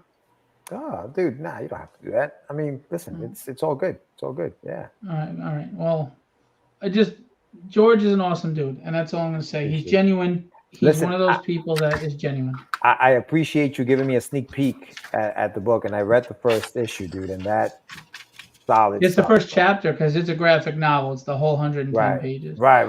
Yeah. Everybody's telling me awesome. It's written like an awesome Silver Age, Bronze Age book, and they're loving it. Yeah, no, I love like I was telling you, I love the dialogue. I love the interaction. The dialogue was good, yeah. Right, like the interaction between the characters. I really felt like I knew them. They were real people.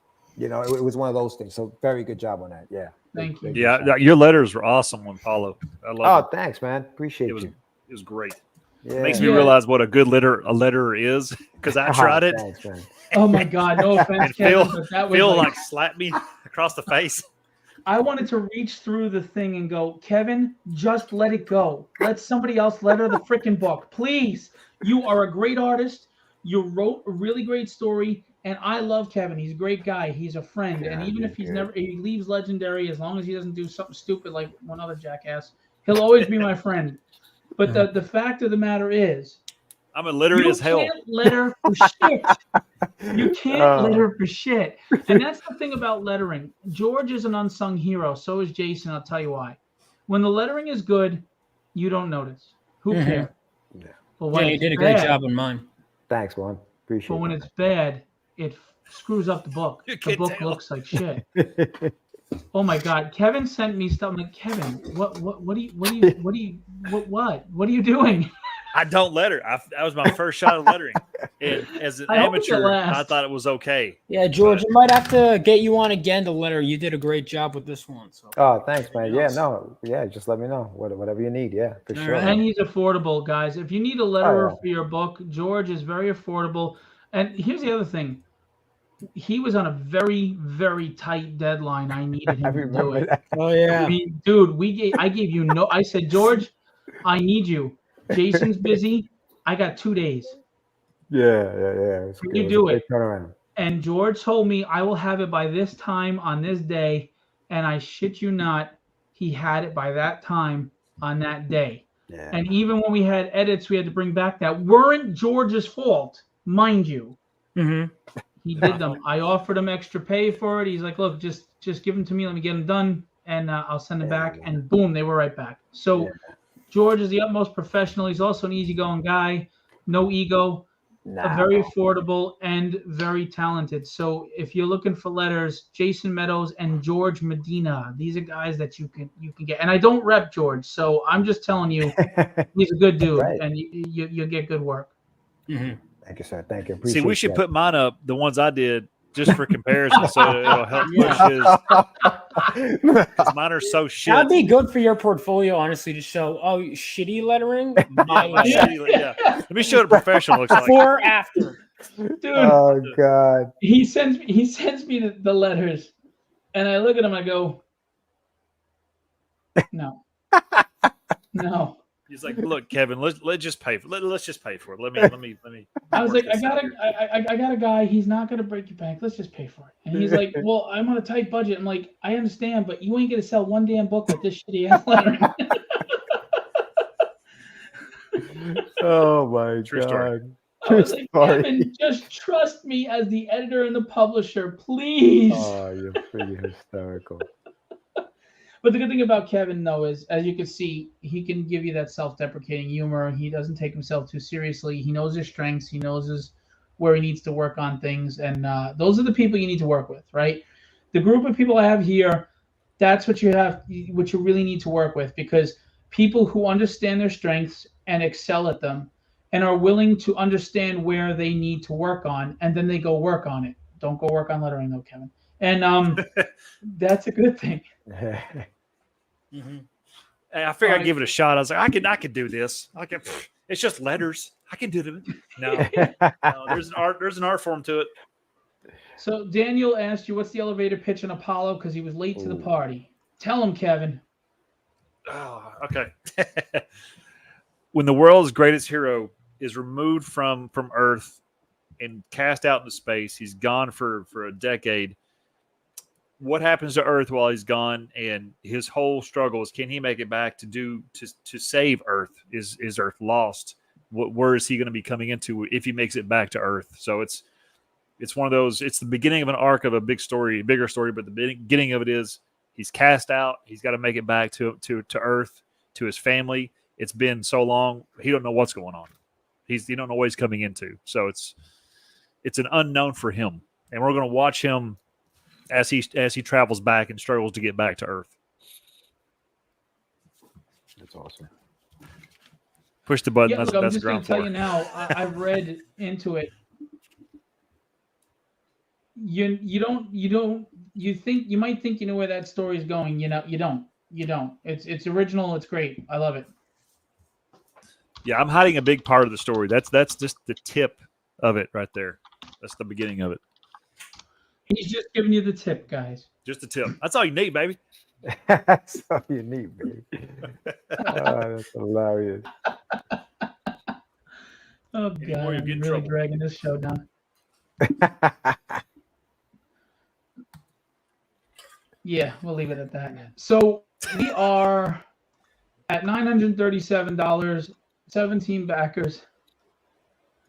I'm gonna play the trailer again, if you guys don't mind. To hell with your survey. You don't want to know what I have to say after these changes you made. All right. Check it out.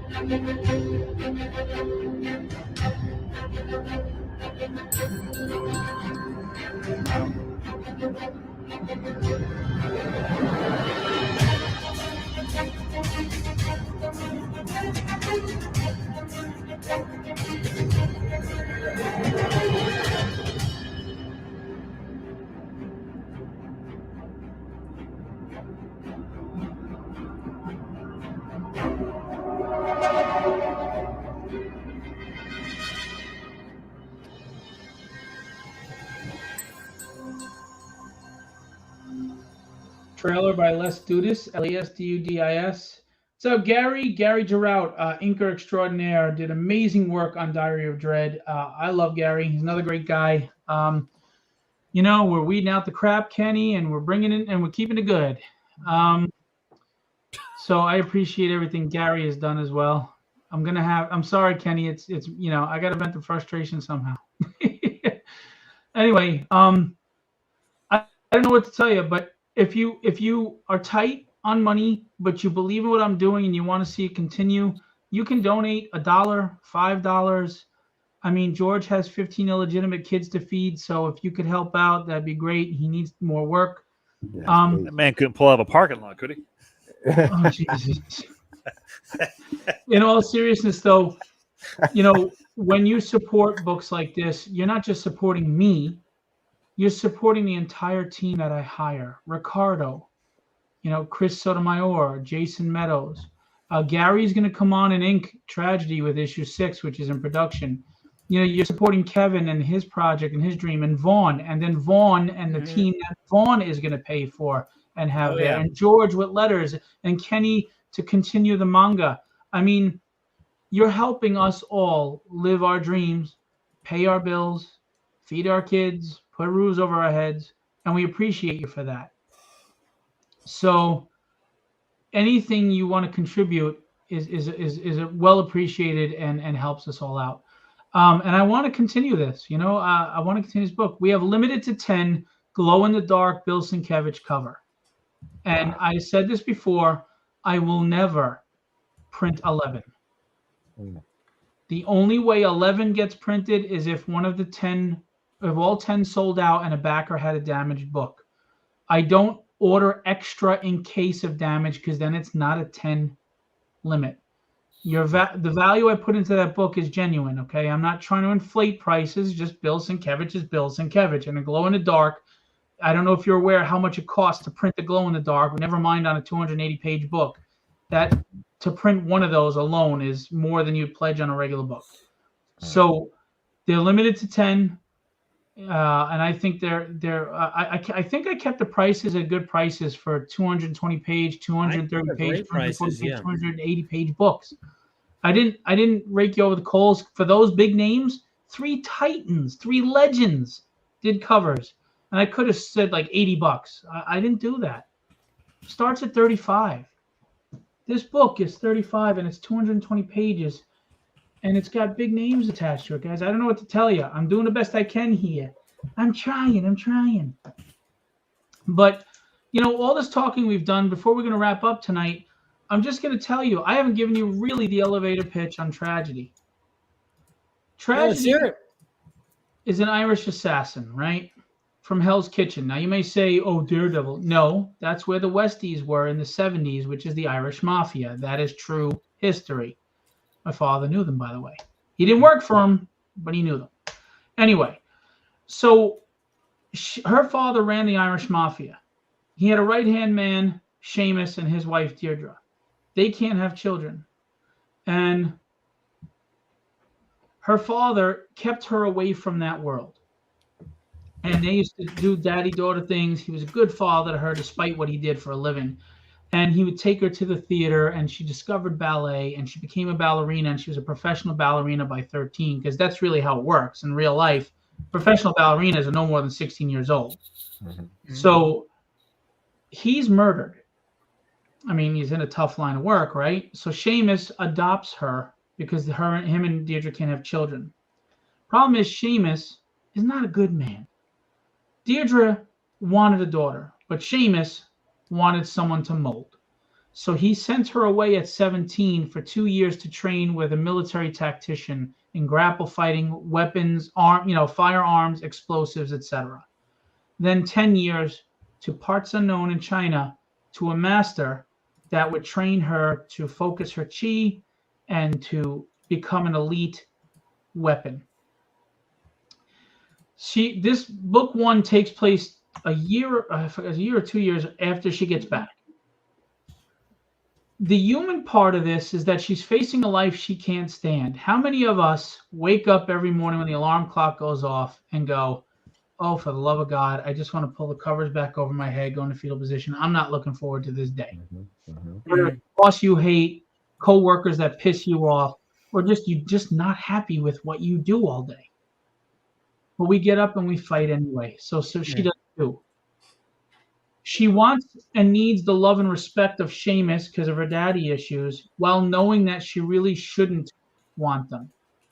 So it creates, she's nothing like Elektra, dude. Just because she's a female assassin doesn't make her Elektra. I hate comparisons like that. But she is in this vicious cycle where the more she wants and needs his respect, the less she gets it, the more she hates herself. So she's dealing with these internal struggles of confidence while having to go out there and fight rival mafia. And there's superhumans and there's things going on, doing his bidding. But there's a mysticism to this because there's a secret ancient ritual that only 3 people have gone through in their life. And what it does is when your chi is focused to its max and you're really focused, this ritual melds your chi with the energies of nature. And what happens is it brings out a latent ability based on your personality. For example, the Breath of the Dragon is one of the three, and he was always an astute student. He discovered the like if he had a question for the master, he'd come to the realization and understand it himself if you give him a little bit. So he went through the ritual and he got a certain amount of clairvoyance. If he is in proximity of you, he can read your future 3 to 5 seconds. So you cannot hit him. He knows what you're going to do. And he is the assassin for the Chinese mafia, which is led by Jesse. Jesse has some secrets of his own, and he's not a good man. And this is not just about tragedy. It's a parallel with Breath of the Dragon and his journey, because he is her adversary, but he is not a villain. So they fight in the first issue, and then they fight again in the 5th issue. And, you know, he's a badass. Not every hero wins every fight, but they get up and they fight anyway. So there's a lot of layers to this story. It gets into immortals, the first emperor of China. And I researched some history, and obviously I twist it to fiction, but I research history. There are superpowers, there are metahumans, there are cyborgs. There's a character coming up she's going to be the Joker to Tragedy's Batman, and she's a freaking psycho. And I'm proud of this character. Her name is Reflex. These are characters that I designed. I'm very proud of myself because I designed every single freaking one of them myself. Nice. Yeah. That's Now, Ricardo drew them. Alex Sarabia did the designs based on everything I gave him. And if you can ask Alex, I gave him to the T exactly everything I want. And then Ricardo drew this poster of them. And I try to do things out of the pocket. You see the drunken monkey guy and this guy here? They're the same person. He's got split personality disorder. And one of his personalities is a speedster, and the other one is Drunken Monkey. And despite Breath of the Dragon's powers, he can't read him because Drunken Monkey, he doesn't know what he's going to do next. He's just reacting. So Breath of the Dragon can't read him. And the other one, he's too fast for Breath of the Dragon to react, because by the time he's in proximity, the dude's already running in and hitting him, you know? So the were-tiger, his true form is the tiger. He turns into a human, and there's a story behind that. The two little kids, they were Irish assassins that killed a gypsy and were cursed to be 12-year-olds for the rest of their lives. But they have the strength of the adults. They're still there. They're still who they are in those little bodies. So now they take their skills and they use those kids, their kid form, to get to their targets. There's a lot. That forearm thing in the background, I created that armor. I'm so fucking proud of that. I'm going to use the F-bomb. It is a demigod, an undead Chinese demigod. And there's an immortal in there that lords over this thing because he's an alchemist. And this thing goes to the temple and they want that ritual. They want that scroll. And things happen. I'm telling you, you have no idea where tragedy is going. This first arc is grounded in reality because this is the setup start. You have no idea where this is going. You have no idea. And I'm telling you, I've written 27 issues. I have stories for 75. It's bad. I haven't even touched on Joe and Tony. Those are everybody's favorite characters because they're funny, but they're brothers, the way they mess with each other, and they're the bad guys you like. Bill, quick question for you, bro. When creating the look of the characters and when creating the design of the characters, where did the ideas come from? Like, where did you grab inspiration from? Was it just Googling, suits of armor? Like, how did you come up with these looks? Here's the weird thing. The images just come to me. And then I find references, even if it's 100 references, that'll help piece together what I see in my head. And like that armor, do you remember in Big Trouble in Little China, the armor guy that comes at Jack and he falls on him and he stabs him and he's stuck because the guy's armor is too heavy? I thought, I want something like that, this big imposing armor, something, but I don't want this typical same old crap. So I took all these different pieces of armor and put them together. And I took those, instead of dragons, I took, because that's too cliche, I took basilisks. Because Chinese, there is a Chinese, an evil Chinese god that is a basilisk. It is truly in Chinese folklore a god. So it has the basilisk head on each shoulder. Yeah, and I took the face, which is very derivative of a typical Chinese mask, but the thing is 8 feet tall with 4 arms. See the basilisk? I was gonna say, all you were missing was a truck driving guy with no sleeves.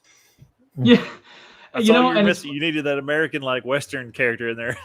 Ricardo doesn't. I don't think he knows Big Trouble in China because they keep telling him to put the Pork Chop Express somewhere in the book in the back, parked in the street, and he hasn't done it. So I'm gonna have to get on him about that. Do you know that? Do you know that movie or no? I love that movie. I gotta I watch love that John again. Carpenter. It's one of my Anything favorites. John Carpenter, forget about it. I'm all over it. Yeah. Well, we're in They Live right now. It's actually reality, but anyway. Yeah. That's true. I think we're all out of bubblegum by now. But anyway, this story, I promise you, I don't do any preaching. I don't do any politics. I don't tell you what to think. I just give you a fun story with action and martial arts. And here's the other thing.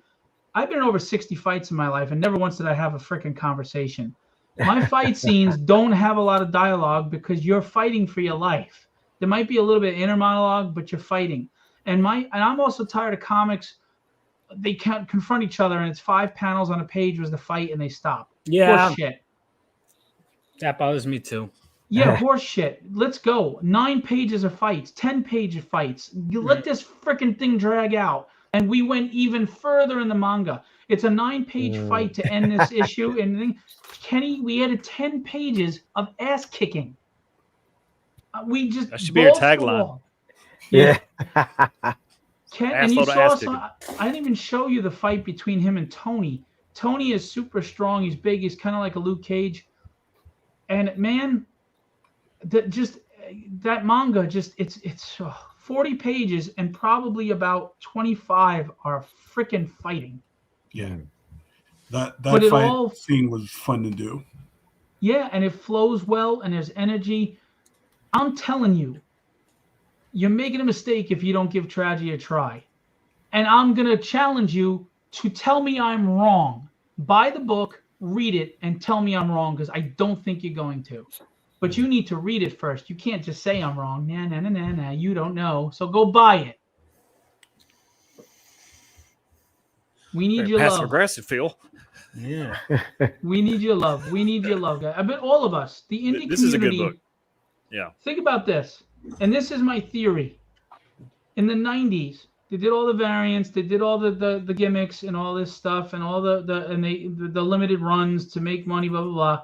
The bubble burst and it fell. What saved it? Readers. Problem is, Marvel and DC have alienated those readers now. They're all jumping off the ship. Those readers are not there. We're about to burst again because of the variants and all the gimmicks. And those readers aren't going to be there to save them. You know what's going to save it? Indie is going to come fill in that gap because those readers are going to come to us because we're giving you books that are books again. There is no agenda. There are no activists. There is no bullshit. And even if you don't believe in the activist thing or whatever, when you have a comic story that is Captain Marvel complaining to Miss Marvel that some guy hit on her in Facebook Messenger, that's some sad ass storytelling. That's some Tumblr shit is what that is. It's bad. It's bad. These people are not writing good stuff, and they are alienating the writers that they should be in there. Chuck Dixon should be writing for Marvel and DC again. Peter David should be on more stuff. Chris Claremont should be back on the X-Men. Whatever. I'm talking out of frustration, but I'm telling you, Tragedy stands up to any book on your comic shelf. And I challenge you to tell me I'm wrong. All my books do. And you know what? So will Apollo, and so will Land of Lawless, and Wonder Duck. Oh yeah. I'm telling you, Wonder Duck, it's the anthropomorphic duck story, right? You love DuckTales, right? But you won't give this a shot? Listen, I read it.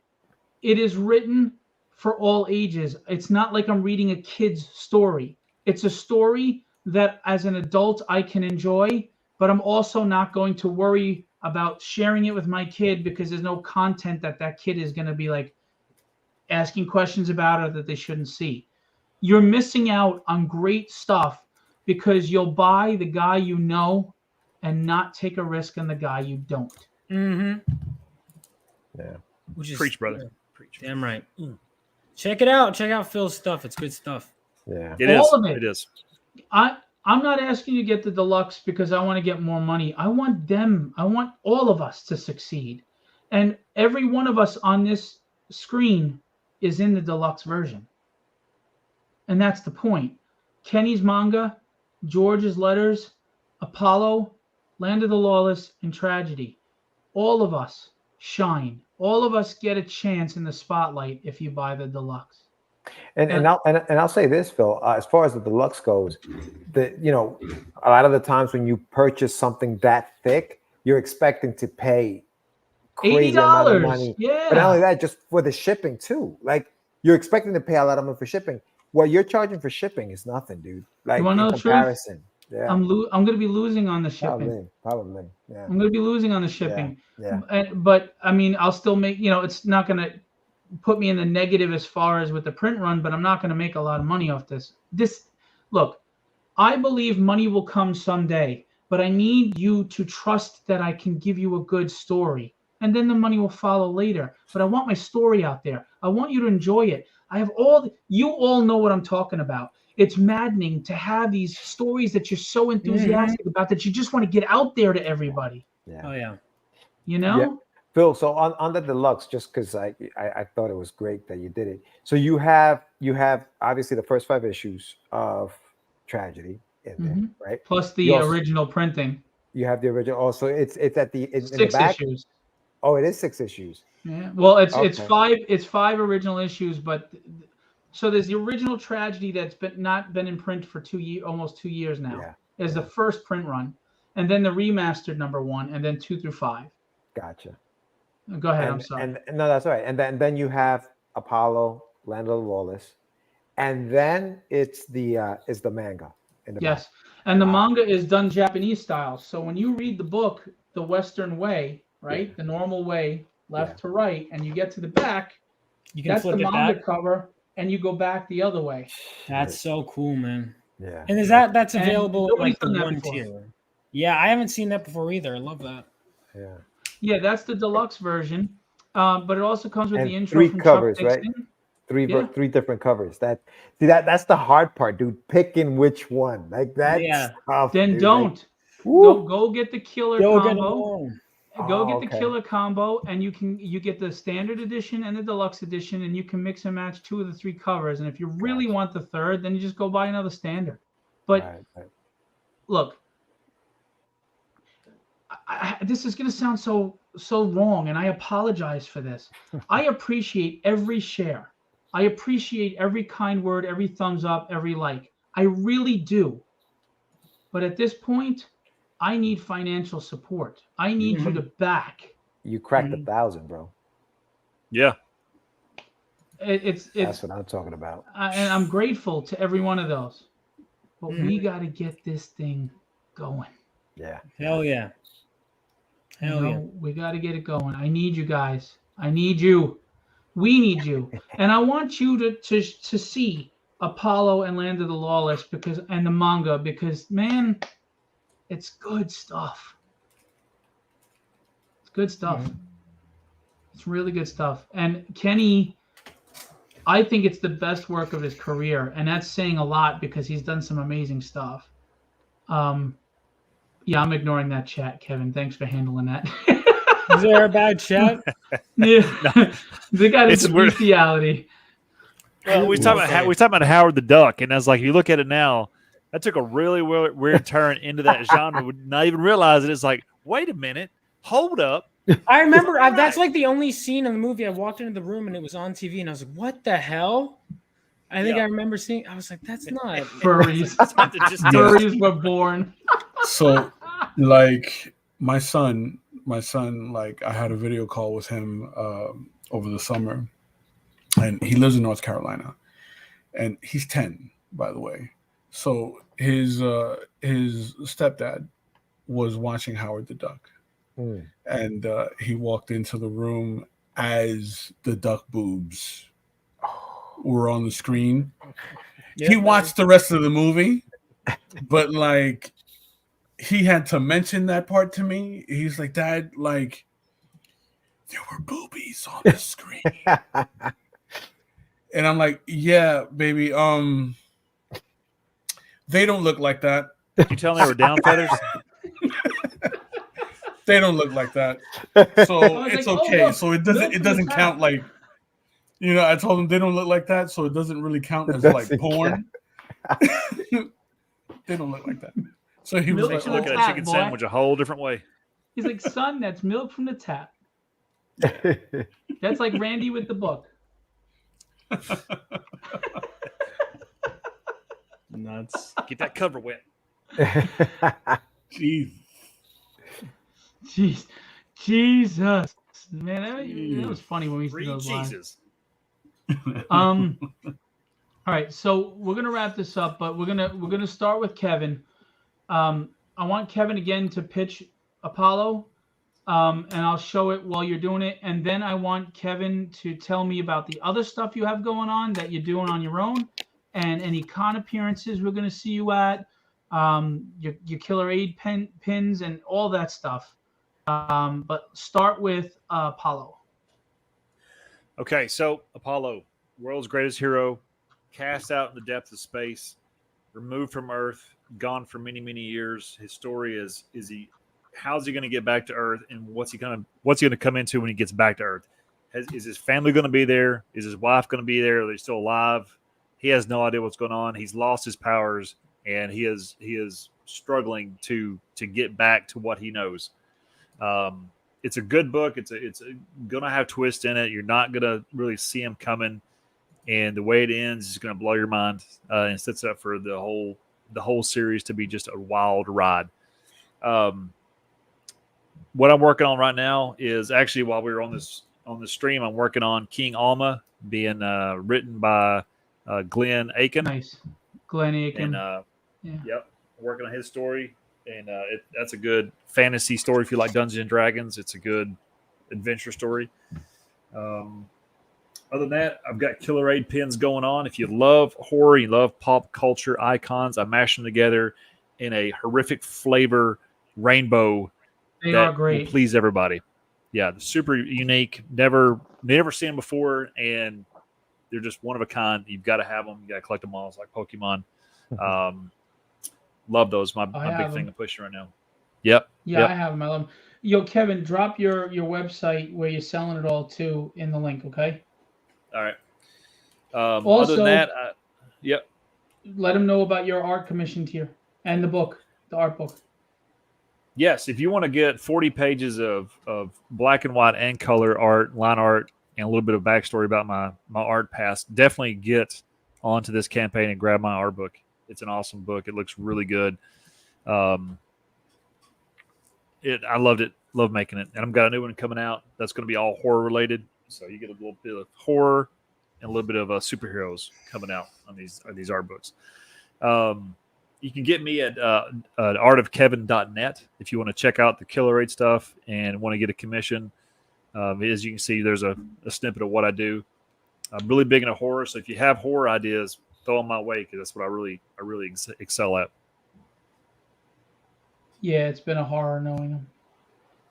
So there's a sample of what he does, and there's an art commission tier on the campaign. So there's that. Awesome. Yep. Drop your links, man. Will do. Apollo. That's awesome. All right, Vaughn. Tell us. Yes. Tell us about Land of the Lawless, and then tell us everything else you got going on, because I know you had another nice cover to another story. Oh yeah, man. So I got is my audio working? Okay, sorry, someone was echoing for a second. So I've got Land of the Lawless, and I've been working on my up a little bit. Oh, hang on a second. Let me unplug this and Plug it back in. I'll be. Are we, All right. You Is guys it better there? now? Hold on a second. yeah, you're fine. We don't see you, but we hear you. And now you go. All right. We're going to go to. He just blew Oh, up. he's back. What the He's hell? back. Sorry, There give you me a are. second. Hello? This is acting up. I don't know. Right as my moment to shine, right? Yeah. Time to remote. Nope. All right. Yeah, I'm there you go. hardwired now because the reception sucks here. Oh man. Why it's not connected? All right, while he's doing that, George, tell us sir. about Wonder Duck. Tell us about what you do with lettering. Tell us everything else you're doing, and then drop your link, your website, whatever you want in the chat. Yeah, no problem. Yes, so Wonder Duck is an anthropomorphic comic book. Duke Dahlbeek is the hero of the story. He's an out-of-work actor who resides in the planet Barrow. Little does he know that there's a power struggle in a neighboring planet called Planet Führer, where the planet's most prolific scientist, whose name is Dr. Muse, has committed treason. He's created a battle suit that can destroy his home planet, and in his haste to get rid of the incriminating evidence, Dr. Muse releases the suit into outer space. The supersuit finds its way to Planet Barrow, where it knocks our hero Duke in the noggin and transforms him into Wonder Duck. And that's what Wonder Duck is about. So it's a 88-page graphic novel at this point for part one of a two-part story that I'm telling. And I'm actually going. I did actually get to go. I'm going to Comic-Con thanks to I'm sharing a table with somebody who has a booth there, and I'm going to be selling the book there. So I'm excited about Awesome. that. I can't wait to go. I can't wait to just share this with other people. I'm publishing it through Darkfire Press right now, and they've helped me get it to Amazon, Barnes and Nobles. James DeSantis. James DeSantis is on Global Comics. He's done a really good job, being able to put the book out there. So if anybody's interested, you can always pick up a copy at my website, getyourmeds.com, which is right there on the screen. And then I also have a book called Russ 5377, which I created many, many years ago, about a young boy named Russ who lives in an orphanage sometime in the future. I don't tell you when. He's in the future, and he's starting to discover that this place is not really what he thinks it is, and decides he has to escape because it's a lab where they're trying to create the perfect specimen. Him and his three boys decide it's time to go, and that's kind of where the story takes off. It's a 6-chapter graphic novel that I'm also going to have available at the show. And I've lettered my books. I've had the pleasure to letter Kevin's book, Vaughn's book as well for the trade paperback that you have going on. And I also offer that service to anyone who's interested. Very reasonable page rates. I am fast. I like to communicate with whoever I'm working with. Very professional. And I appreciate that, Phil. Thank you. So yeah, so if anybody's needs a letterer, hit me up again, getyourmeds.com, or you can find me on my social media at Get Your Meds on Instagram. By the way, do I get royalties because you said that orphanage they're trying to create the most perfect specimen? If you're going to use my likeness in that book, you're going to have to give me royalties. Wow. Yeah, well, we'll talk about that off air here. Yeah. All right, Vaughn. Round all 2. Right, yeah, thank you. I don't know, like right as my moment to shine, I'm here, and there's the internet's like, no, man. All right, no. So this is Land of the Lawless is a 10-pager I wrote, and I'd love to make that its own series. And I sent that to Phil, and I'm like, you know what? I was already starting a different comic. It's called Living Legends, so it's 20 years after World War III and World War superheroes. So there's a sign-up list for that. We already have 160 sign-ups, and we're going to keep going. And actually, the trading card artist Juju was in chat earlier. She's a good friend of mine. My inker also was in chat. So everyone who came to support me in chat, thank you so much. Also, definitely consider at least sharing out this, if not backing it. It's going to be a great trade paperback. You guys are going to love it. Land of the Lawless is set in a futuristic West. If anyone just came in, didn't hear my pitch earlier. And it starts this girl right here, Lyra Lawless, who's driving this high-tech truck, and she gets ambushed and has to fight her way out and survive. It's a character that I really, really loved, and I want to give her an environment where she could really thrive in and just create something unique. And so, yeah, absolutely check that out. I've got all that going. I got a YouTube channel. I'm going to be having Phil on there. Just look up my name. You'll find my YouTube channel. I promote all of my stuff on there. All my socials, really. Just look up my name and you'll find me. And I'm always promoting whatever I'm working on. I'll be having Phil on at some point, as well as other people. And I launch books on my stream too. Like I'm going to, on Sunday, be launching a friend's book. So definitely check that out, guys. All my stuff. Very cool. Very cool. And like I said, this is a good peek at George's work, just so you know, too. Oh, yeah. His lettering is great, man. Really.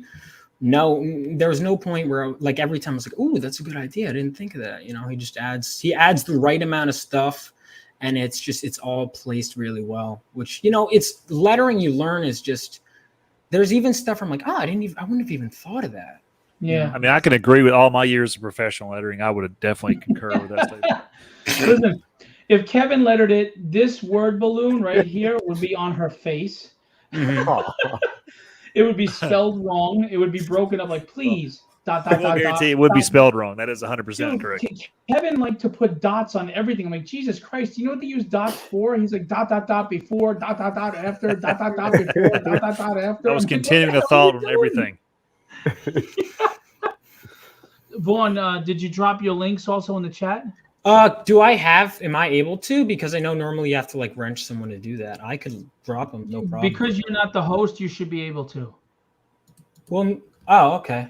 Because normally I know on YouTube I have issues with that. I normally have to wrench people, but I could try it. Yeah, YouTube wouldn't let me drop mine. So you got Land of Lawless, you've got Living Legends. There's a nice cover on Living Legends. I like that a lot, actually. Yeah, Living Legends, right? Yeah, man. And I'm looking for a colorist. I might have one. I'm figuring it out, but there's so many. When it comes to setting up a company, I'm also learning. There's so many. Yeah, see, it's not letting me post the link on YouTube. That's so weird. All right, private message the link. Okay. And maybe Kevin can put it up because it won't let me. I have problems as the host. All right, I'm going to send you all my links. Here we go. So we got my channel. And then also my Anchor. So I wanted my Anchor to do my book here. And in exchange, he was like, "Hey, you know what? I want you to write mine." And so I am writing his, and that has a sign-up list too. I think it's over 80. It's called Brutor. It's set in a dystopian future run by the new Soviet Union. So it's like this mutant barbarian who breaks free. It's kind of like Weapon X meets Mad Max, a little Demolition Man. So if that sounds interesting, check that out. Yeah, I'm always working on something. And I wonder why I take so long to get my comic out. And then I'm realizing as I'm talking, probably because I do all this. So you're like Billy Tucci with it. What? Huh? Like Billy's old. Yeah, can you tell I spent a lot of time with Billy Tucci? I don't know. It's hilarious. Yeah. It's funny. I'll go over his house and he'll be talking, "Hey, bro, what's up?" And he'll start talking to me, and then he'll go to something else, and I'll go to something else, and Debbie's like, "Focus." Focus. Great guy. Is the tough part, Billy's great. He's done a lot of nice things for me. He's been a good friend. Oh yeah. Hey, Phil, I'm going to bounce off, guys. It's been great being on here with you guys, and congratulations on the campaign. But I'm gonna hit out. Sure, fine. Don't wait on Kenny's pitch. Rude. You're the father that goes to the. You're the father that goes to the kid's recital, watches your kid, and bails on the other kid. You bastard. Hey, I'm only feeding one kid. You know what I'm saying? Hey, you guys be good. Take care. I'll talk to y'all soon. Have a good night. Later, man. All right. We're going to wrap this up with Kenny. They killed Kenny. Tragedy the manga is a reimagining, if you will, or a soft reboot of Tragedy Chapter 1. So, going into the manga expecting everything that you've seen in the American version of Tragedy Chapter 1, you'll be thoroughly disappointed because I do everything different, right? The action is more bombastic. The fight scenes are extended, right? And done in a way where they feel very convincing. Like you can physically see two actors act out these fight scenes, right? I use different camera angles. I use keyframes to where like it feels very cinematic, that every fight scene that takes place in the book, I, as my fiance would say, I put my foot in it, right? Like, because, I thoroughly enjoy doing those sequences. It has to feel punchy. It has to feel engaging, even when there is no dialogue, even when there isn't any text on the screen. You want to like look at what's going on in the panel, and in your mind's eye, like your mind will automatically fill in the sound effects and fill in the crashes and the, it's more of an experience than it is a comic, if that makes sense, right? But yeah, support this manga. I had a blast doing this.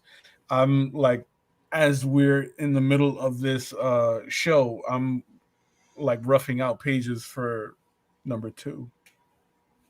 Oh, that's awesome, man. Are you shitting me? Look, I don't like talking about stuff unless it's tangible. That's gonna be awesome. Oh, Kenny's the man. We didn't even we haven't. Wow. Look, all right. I'm excited. I'm an overachiever. All right, I'm doing it more so for me, just because I am who I am. By the way, book 2 I think is going to be even more fun because Breath of the Dragon goes up against Tony and Joe at the same time. Ooh, and that fight is fun. Now, I will say that drawing Breath of the Dragon in this manga was probably some of my favorite moments, because especially with the fight with Tony in the alleyway, I wanted Breath of the Dragon to feel very ethereal, right? I wanted him to feel like Batman, right? So pick up the manga. I promise you won't be disappointed.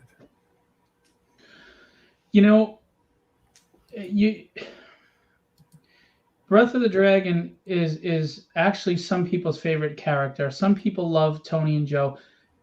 I have people tell me that they love the fact that there are no wasted characters in my book. Everybody has a role. Everybody gets their shining moments or their forefront moments, and that the book is unpredictable and people don't see where it's going to go. It really surprises them. And that's one thing that people have loved, is it's not predictable. Most stories are so cliche these days, and the book, you don't know where it's going to go. But I was in Vegas Con the year before, and I'm trying to sell the first 3 books. Boom. And this guy comes up and he's like, yeah, I'll give him a shot. He runs back to me the next day yelling at me, dude, Breath of the Dragon. Oh my God, I love this guy. I relate to him. And he's like, and this dude is like, with the passion and excitement, as if he was talking about the latest Batman movie. That's awesome. or something, was talking to me about my character.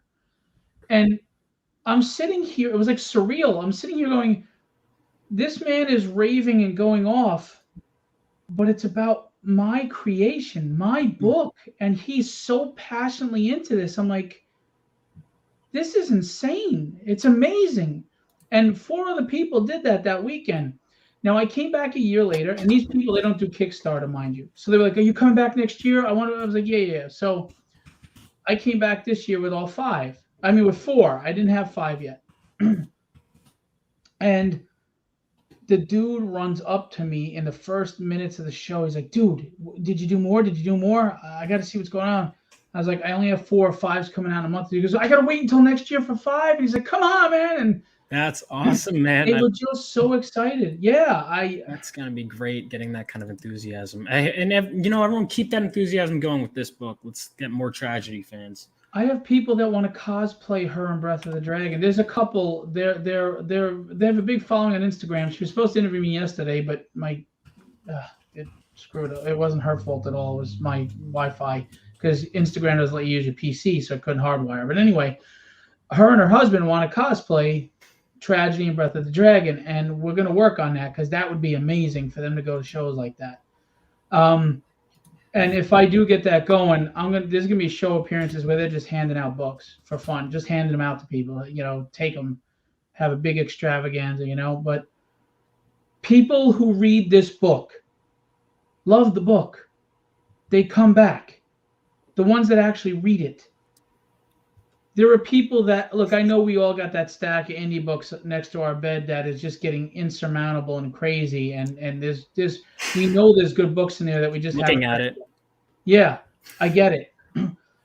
But once people actually got to Tragedy, they have told me that I go to the top of the pile. I am no longer one of the books that's in there. I'm the book that they read when it comes in right away. I don't even get to that pile. So be one of those people, or I'll toilet paper your house. Ooh, Britain. It's a good business model. It works. Yes, it works. Threats. Yeah.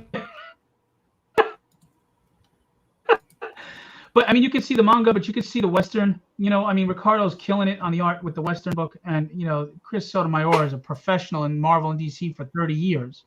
I'm hiring top talent. And George, wow, that went over everybody's head. Nobody's listening. No, but I'm hiring top talent. I'm hiring top talent because that's what you deserve. You're hard-earned. Look, you work hard for your money. I get it. And you want to know that your money's going to something worth it. I'm telling you it will. The challenge is on you to tell me I'm wrong. All right, we're going to leave it at that. Look, follow Vaughn, follow George, get your meds, follow Kenny, follow Kevin, support. Michelle's here. I was just talking about you and the possibility of cosplaying. Michelle was going to interview me yesterday on Instagram. She has a great following on Instagram, but my Wi-Fi sucks, and because they live out near the water, and that screwed it up. I was so looking forward to being on her show too. She's such a nice person. Her and her husband, they're really cool, and they're a lot of fun to talk to, and they've been great supporters every time I see them in Vegas. So go check out Michelle Waffle's Instagram and her Facebook, and go watch her videos. They do cosplay content. They're at major events. She was just hanging out with Chris Claremont and a bunch of other people. So they're interesting people. And they're just nice people. You should go check them out. Drop your links if you want, Michelle, in the chat. So that's about it. Look, I know money's tight, but there's 3 great covers on here. Get all 3. Oh yeah. Get all 3. I'm looking forward to that. Because they're not going to be reprinted. I mean, they're going to be on the trade paperback, and then they're going to be gone. You know what I'm saying? At some point, I'm not going to keep printing trade paperbacks. So we're talking about 3 titans, 3 legends in the industry, guys. 3. Sienkiewicz is not easy to get a cover from Sienkiewicz. Chris Pachalo, David Mack. I mean, come on. These dudes have thousands of followers. They're legends in the industry.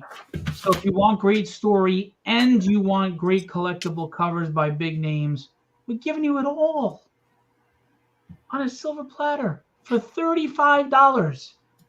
And the big one for $55. It doesn't get better than that. Yeah, we'll see you at New York City Comic Con. Absolutely. Oh yeah. So it's at Michelle Waffalo,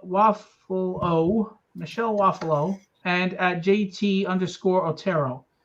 Go check them out. They're in the chat. Really cool content, cool people, interesting stuff. They work with cosplayers, a lot of great stuff. Cosplayers. I'm going to show the trailer one last time before we call it a day. If anybody's got to bounce, I understand.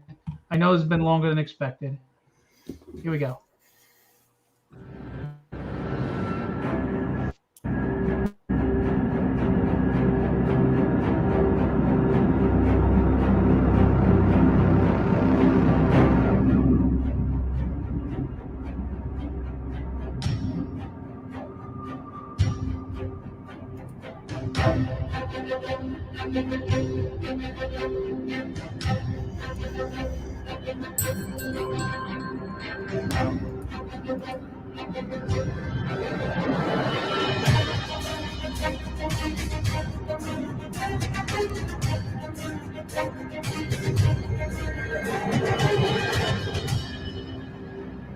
This Tony page looks so good. Watch Tony running at him. Look at that. Oh.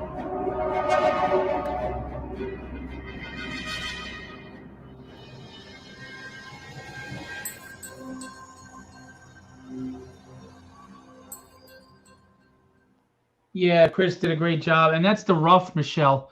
He didn't even it's not even the final cover. He didn't get it done in time. That's a rough. Mm. Isn't that crazy? That's insane. That's good, man. That's such a cool cover, dude. Yeah, I'm excited for great. it. Nah, that's great looking cover, dude. I can't. That video, man, was really well put together, bro. Really Yeah, nice. I have two guys that do videos for me. Let's do this, Andy. Mm-hmm. Andy Lee. Do you know Andy Lee? No. Oh, you should. Great guy. He's a really nice guy. He does all the tragedy trailers from day one, and then Rob Powers does my trailers for everything else, and you can't go wrong with either. Yeah, man. Yeah, it's good stuff.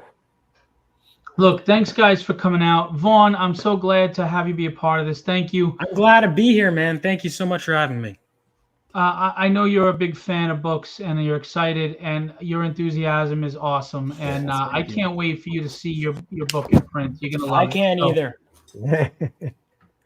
Yeah, I'm And Kenny, I can't thank you enough for the passion, the professionalism, the power you put in those pages. I mean, you gave me your best, and I'm grateful. And George, you're honestly, I've said this about George many times.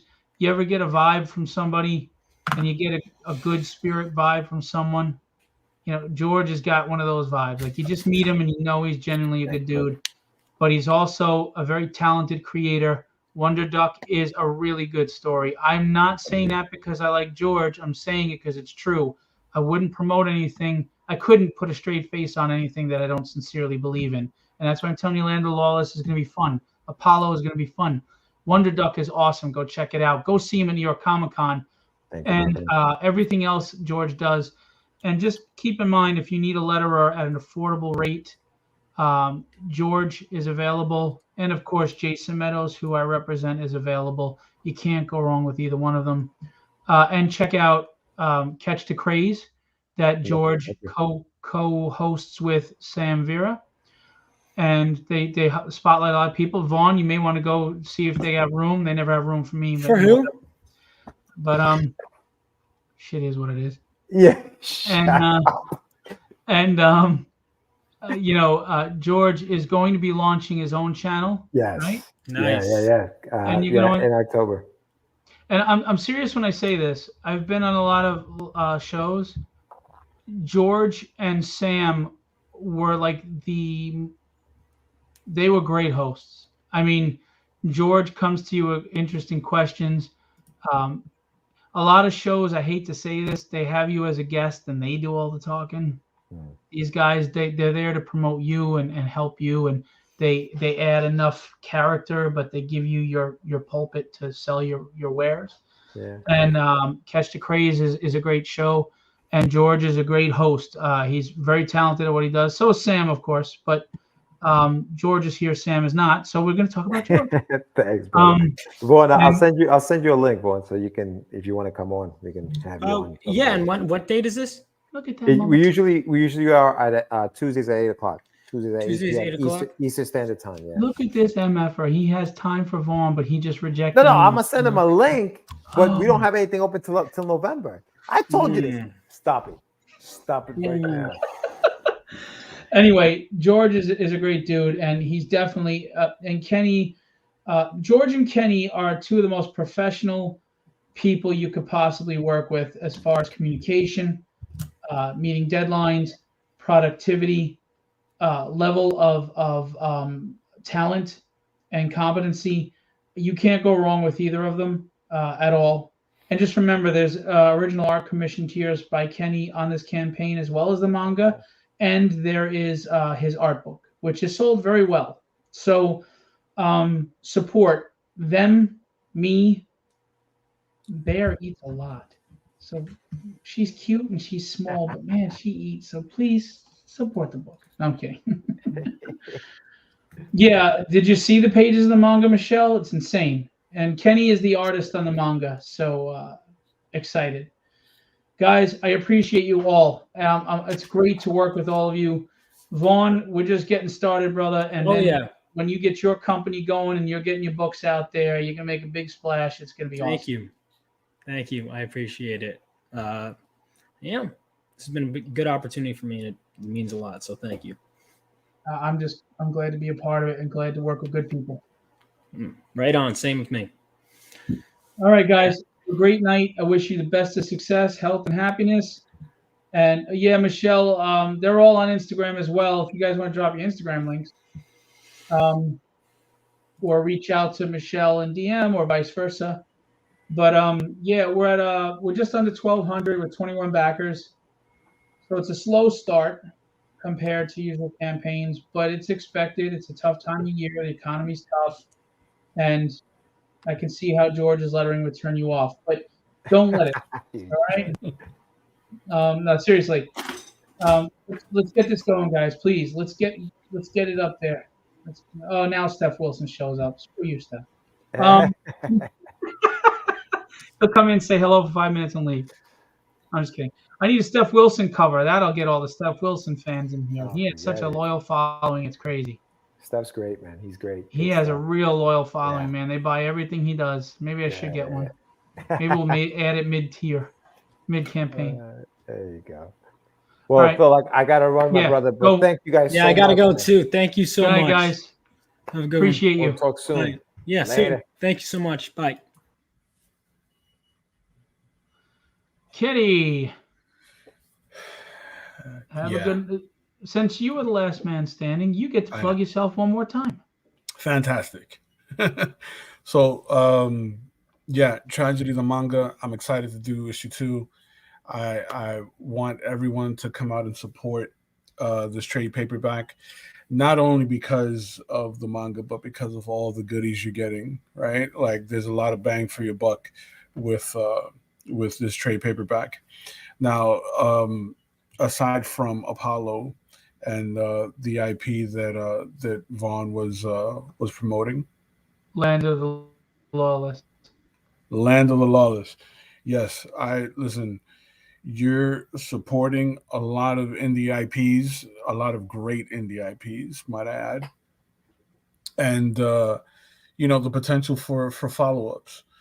So with Tragedy the manga, I had a blast working on this. I look forward to continuing the future chapters.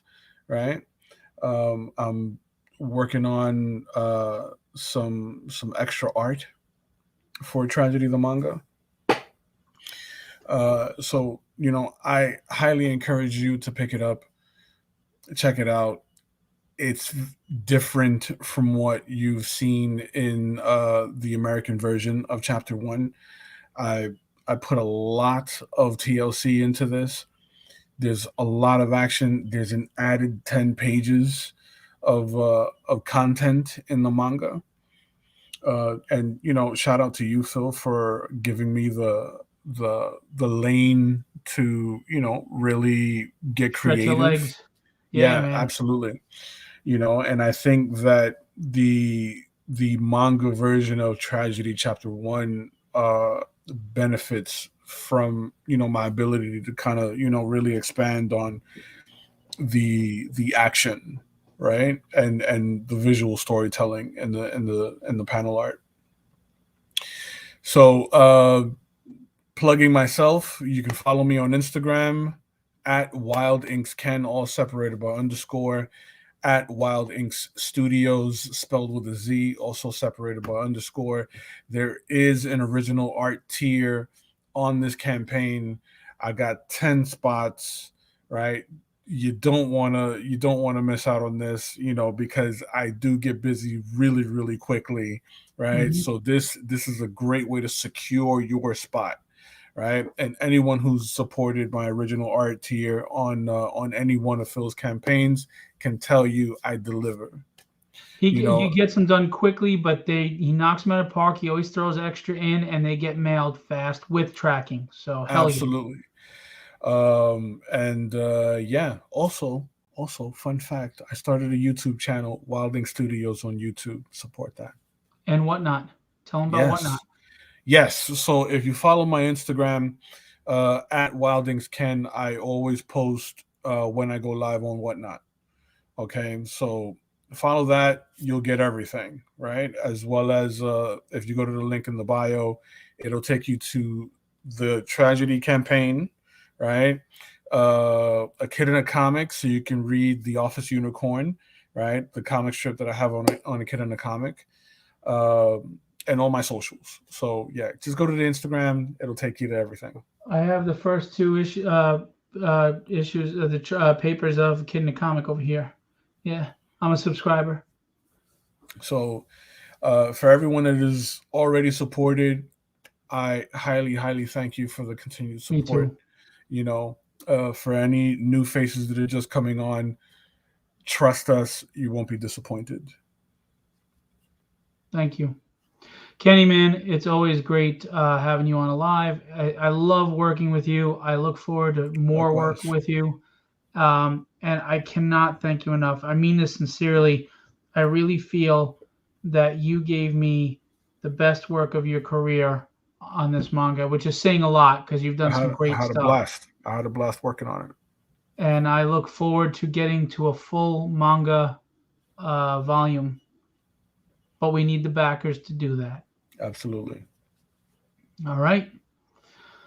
So, hey, like old times. You I ready? know. Well, real quick, one last push. Here's the standard edition, 220 pages. It's only $35 for 220 pages of a ton of stuff. Chuck Dixon intro, Bill Sienkiewicz cover with Alex Sinclair colors, or David Mack, or a Chris Pachalo. And there's fan art all over this thing. Dude, it's sprinkled in and mixed all over the place. Fan art. All right? There's fan art everywhere. And then there's a letters page. Hey, we did an old letters page. Look at that. Yeah.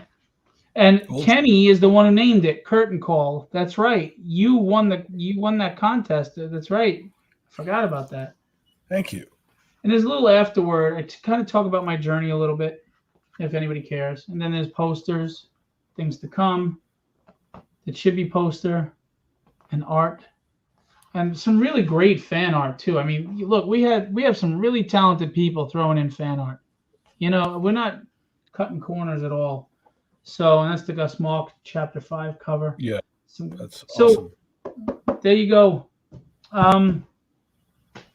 Let's do this. Let's do this, Bruce, because I ain't new to this. You couldn't help yourself. No, I couldn't. And as well, I can't help myself. Sweet candy nuts. All right. That's like 4. You did 4. Like you gotta. It's a 3-hour show. You gotta dial it back. You gotta dial it back. Jesus. All right. So, you start. You ready? Go ahead. Be legendary. And have fun storm at the castle.